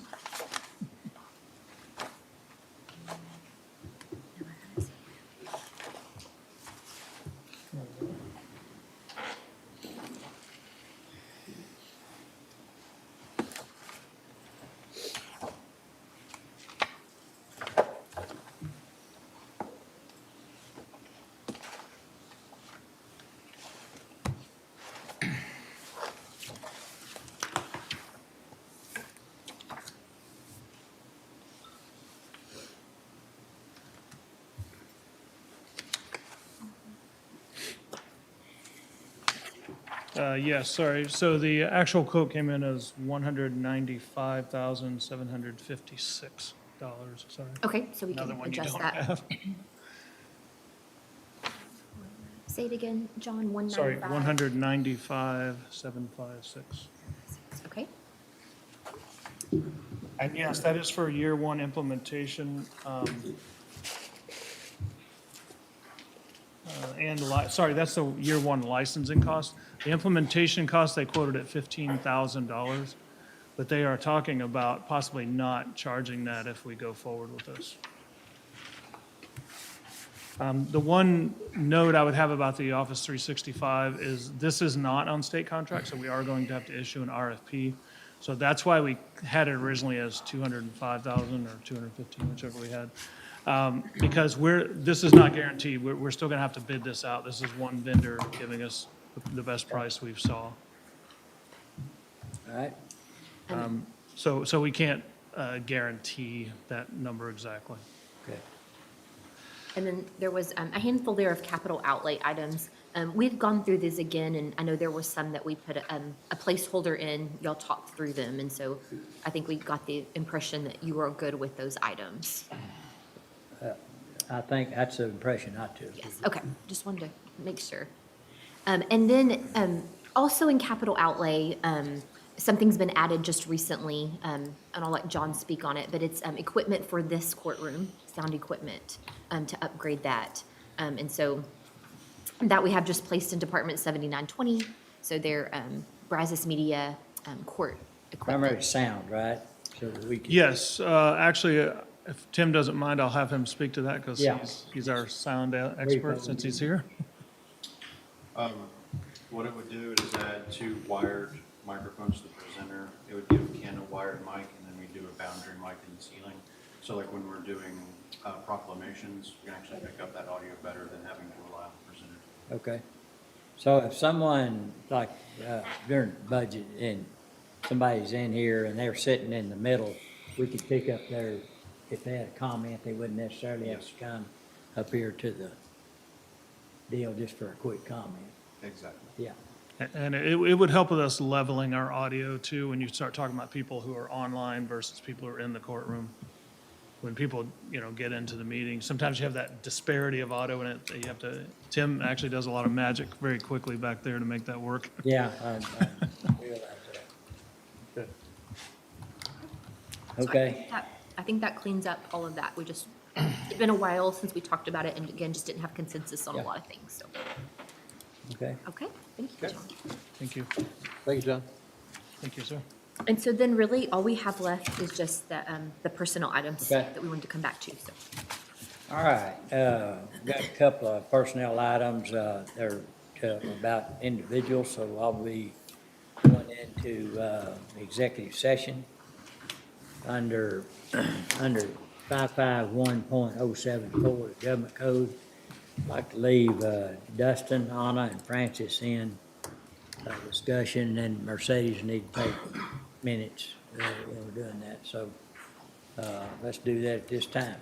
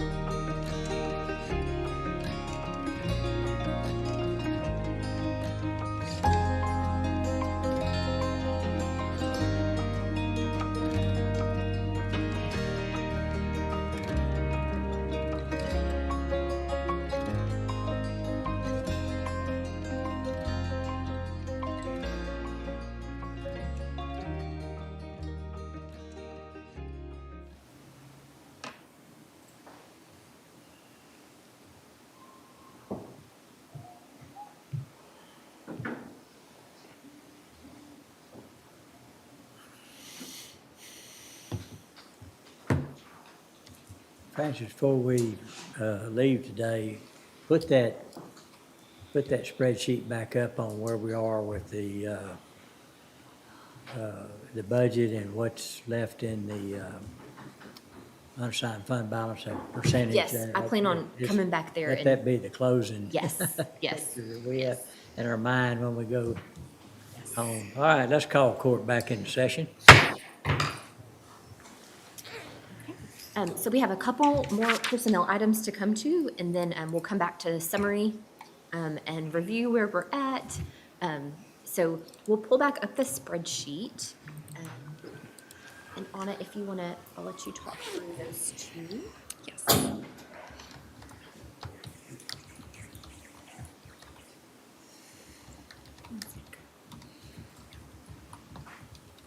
See if they're good, right? You would know? If it was off or on.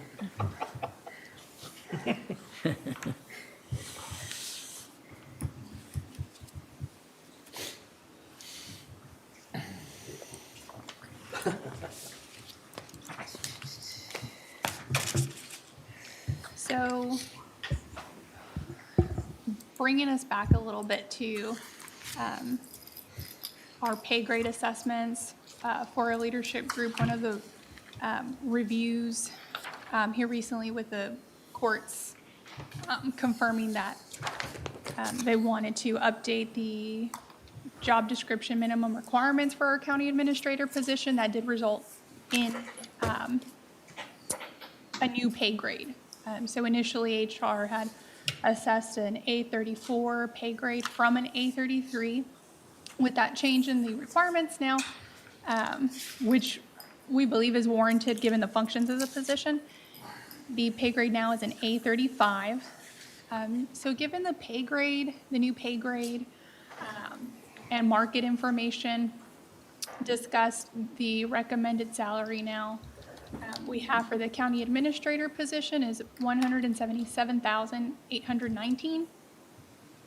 And we think that amount is fair given market and also given the complex positions, director positions. So it's 1.18? Is that right?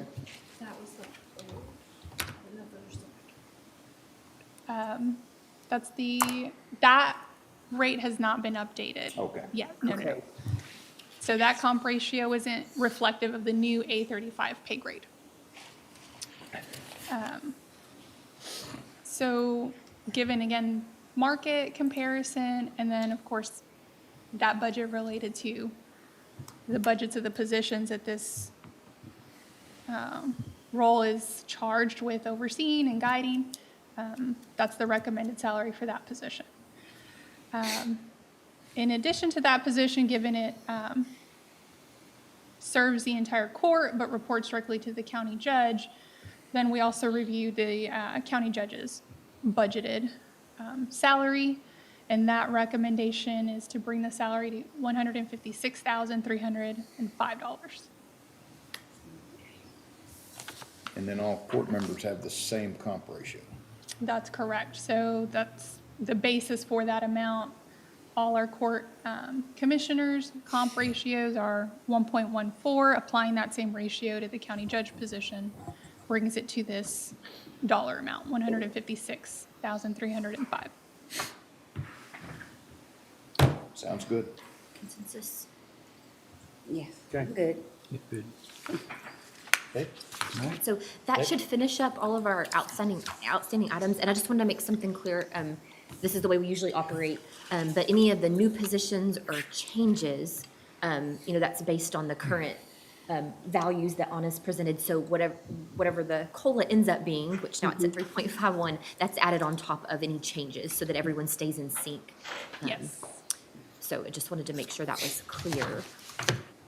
I wanted to ask something, Francis, before are you ready now to go to the general fund budget worksheet? We sure can, yes. Before we do that. Yes. I wanted to ask and give the court just another opportunity in regards to our outside entity requests. Sure. You want to pull that up for me? Yes, we are. I just want to give us another opportunity to look at the request from the Advocacy Center. I thought about it some more, and I just think it warrants just another plea. And they are in our budget at $10,000. In fact, they're one of the lowest funded outside agencies that we have. And I do not agree with the $10,400 for on-call stipends. But I would hope that they would be okay. I would like to consider increasing their FY 2024 allocation from $10,000 to $15,000. And I wanted to see if I could just get another thought and consensus on that increase. So the 10-4 is totally out of the picture. Yes, sir? We're not funding on-call pay. No, sir. That was my biggest concern, is what it would look like here. Me I want too. to give us some more So I- budget I- funding. In light of that, I can support you on that. I'm with that. Thank you, sir. I'm good. Okay, All right. Francis. 15. Good work. Thank you, Judge and Commissioners. And like we discussed yesterday, so that won't affect general fund at this point in time. It's just out of that special revenue fund. Eventually that fund's gonna not have enough in there, and we'll talk about that in a later year, so. So is there a snapshot at the end of the day now? Where we're at? Yes, Okay. yes. We won't get that. So, back to our normal summary, and so like I said earlier, we have the final calculations. And so our, no new revenue rate, it takes, no, take your time. So, at the top, the no new revenue rate, and again, from the last time we got preliminary numbers, it hasn't changed very much. But the no new revenue rate is in that top yellow box, so 0.329805.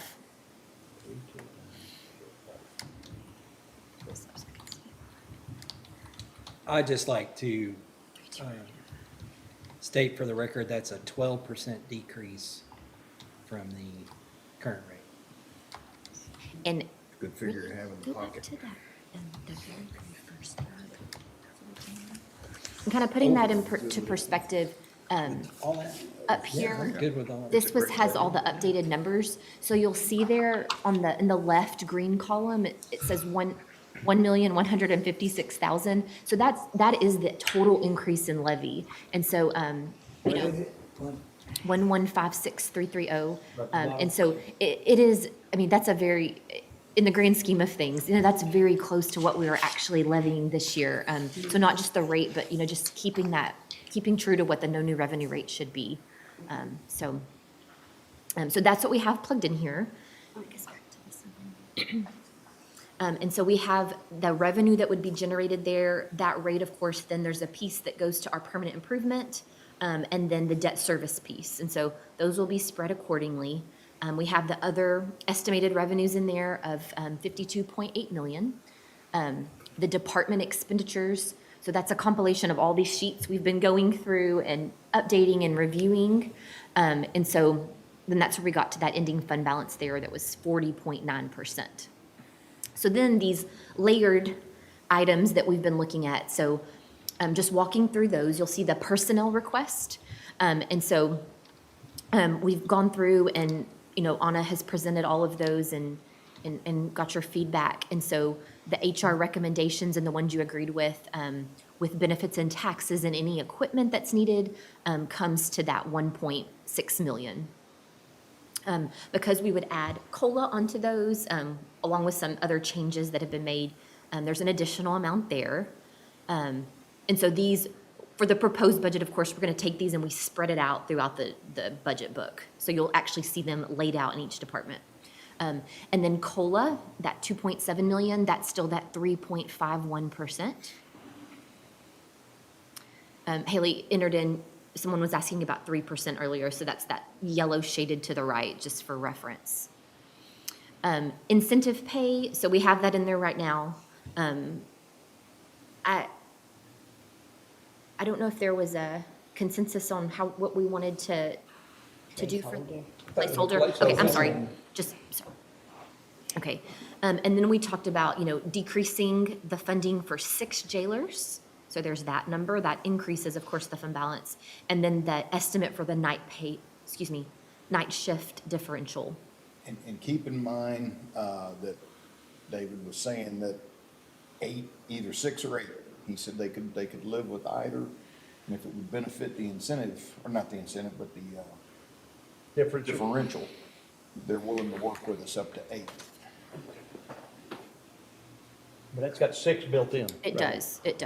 And then that night shift differential, we'd put in there $1, you know, saying if everyone would stop, if it was done on that tenure method. But we can have further discussions on that, on what the best way is to set that up, and is it 6 jailers or 8 jailers? But we can adjust that through, after the proposed budget. And so then health insurance increases, we know that we added 10% onto what we currently budget. And then that 860,000 is the total increase for outside entities that we have walked through. Now, that health insurance, the 10%, and the increase on the contribution, right? So the HSA contribution, Where is that? so that comes out of the health insurance fund. So That's this separate- money, That's separate than this. this money's being pushed over there to help fund those types of expenses. Okay, okay. And so, outside entity, so then that brings us down to, with all of those things packed in there, total ending fund balance of right over 52 million. And so that puts us at 35.2%. So, you know, pulling those bridge projects out earlier, that was a large chunk. There's a difference maker. And then we also had incentive pay there as well, so.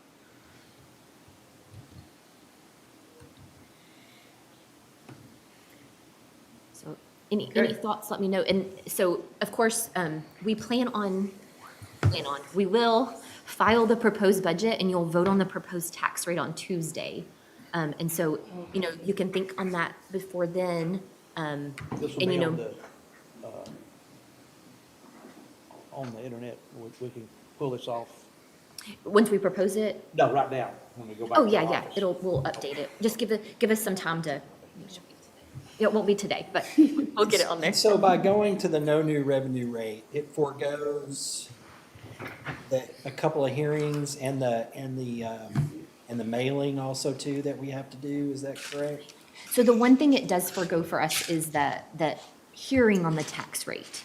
If you adopt the no new revenue rate or below, you don't have to have the hearing on the tax rate. We still have a hearing on the budget. I know also every time we meet, you give the public the opportunity to come in here and speak. So there's still plenty of time for people to speak on that. But you don't have to have that mandatory tax rate hearing. There's publications that still go out in the newspaper. It lists all of the information, how it affects the Well, doesn't each entity have to do a postcard or something? So And so we've the haven't. tax off, that's not something we're involved in. Okay. Um, Never mind. I'm trying to, I know, There's a postcard that goes out. and is it from about the tax rate or the appraised value? I don't I recall don't know, getting a Randy sends postcard. out something. I got one. I don't remember getting a postcard. I got something. I'm coming in here from Randy's office, yeah. Yeah, so if it's, you know, Randy's office has other things Yeah. they're mandatory for them, as well as the appraisal district. They have things that are mandatory. But I'm not 100% sure on that. I think at some point, we should have a discussion whether we change it or not. Is what our policy says on the unassigned fund balance. You know, right now we're at 33%. Is that, everybody good with that, or does that need to be talked about? Increase? I wouldn't think we'd want to decrease it. What would what are we at, 35.2 right now? 35.2.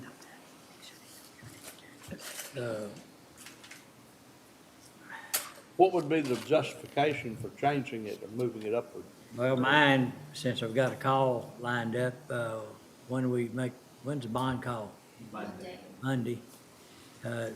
That's a big thing that they talk about is how, in our unassigned fund balance policy, you know, we look good today, but what's our policy to keep us looking good in the future? You know, although we've got a higher policy than many, there's many that have a higher percentage too, so. And then, of course, you wouldn't have it if, I mean, the reason it's there, is just additional safety. You know, although I think we have most risks covered, you know, with insurance you know, proper budgeting and those kind of things, the chance of something big affecting us are less than what they used to be. It's still it's, you know, it's still something to consider. So do we consider 35% this year? So the policy, we're in this year's policies for 24, what you're saying. Right. Yeah. Right, that number right there. Just take the 0.2% off of it and just 35% and. I think what I wanna know, what's optimum? I mean, You know, I've tried to find Anything out. above 30, anything above 40, anything above 35, I mean, what is optimal? And I'd point out too that this is all a target. This is all a, you know, and actually, we're gonna end up with over a 50% fund balance this year. at the end of the, at the When we end get of our this year. audit. And where, in, and our financial statements will reflect that 55% fund balance and, you know, So what you're saying is we're already there. I mean,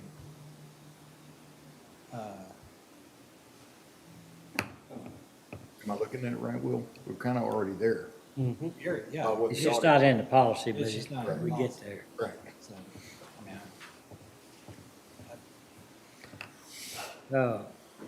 so like at the end of the day, you'd have $72.5 million at the end of to spend on a new courthouse, a new whatever. I think, I'm told the city of Waco's like at 40-something%, but, and their main reason is bond rating too. I'm okay with our policy saying 35%, because as Commissioner Jones pointed out. 33%? Or well, going up 2% to 35, because we're constantly staying above that right now anyway. Might as well change the policy to reflect what's actually happening. And it still is gonna be above and beyond that. This morning, we were below it till we started doing some moving around. Well, and that happens every year. And then you Yeah. turn around at the end of the year and you've got another 15 million coming back. Yeah. So, but Commissioner, I do see what you're saying over there too, is that I'm just wondering if in the eyes of the bonds, people that are gonna buy the bonds, if 35 is any better than 33. I mean, that's what I asked, what's optimal? Yeah, it How do we is. know? Well, every 1% is how many dollars, every 1% we increase in, the policy, how many more dollars is that? So if you want to convert it to dollars, what is that, Francis? Just based on expenditures now,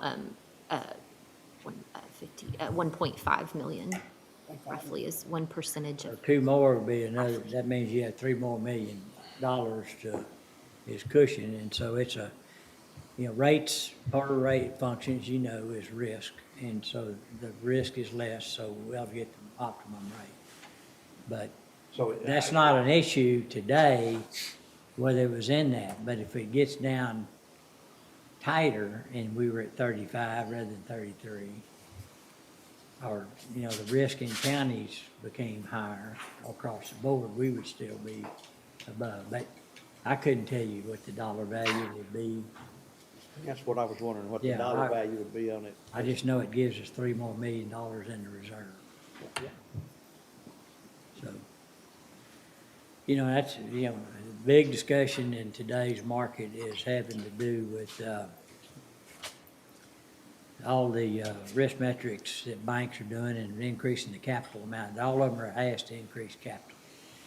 And so, you know, retained earnings are not as readily used putting back into loans, this and that, that's staying, you know, unassigned, very safe, cash. And cash doesn't earn a lot of money relative to what a loan would earn back to them. So, you know, it's kind of following the trend that if capital's the big talking point, and they're asking banks and insurance companies to increase theirs. I'm just saying, why don't we be out in front of it? But I'm not hard on this at all. I think we're good. I do agree with Commissioner Jones that we always end up higher, although we're trying to put a little bit more rein around budgeting, that it doesn't have a lot of slack in it as much, but it's just hard to keep all the slack out of it. But, I tell you where I would like to come and do this, okay, is at the beginning. When we get these numbers next year. Because I feel like we've done, in the last 2 years, we've really whittled away at these unfilled positions. yeah. And so, let's, I want to see, let that catch up and see what. let's see what where this year's and last year's work kind of end up, you know, where it's estimated to, to come in at. Yeah. I don't have a problem with that, but I do think you need to think, you don't wait till you're in a jam to set a new policy. That's what we had to do before we. All right, and then then when you I do mean, it.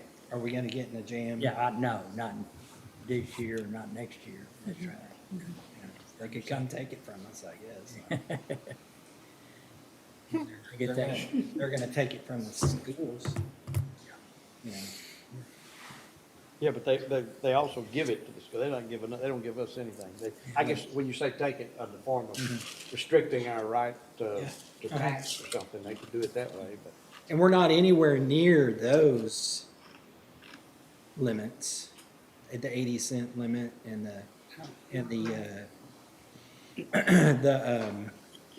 what's the other limit on our debt? How much, what's our debt limit?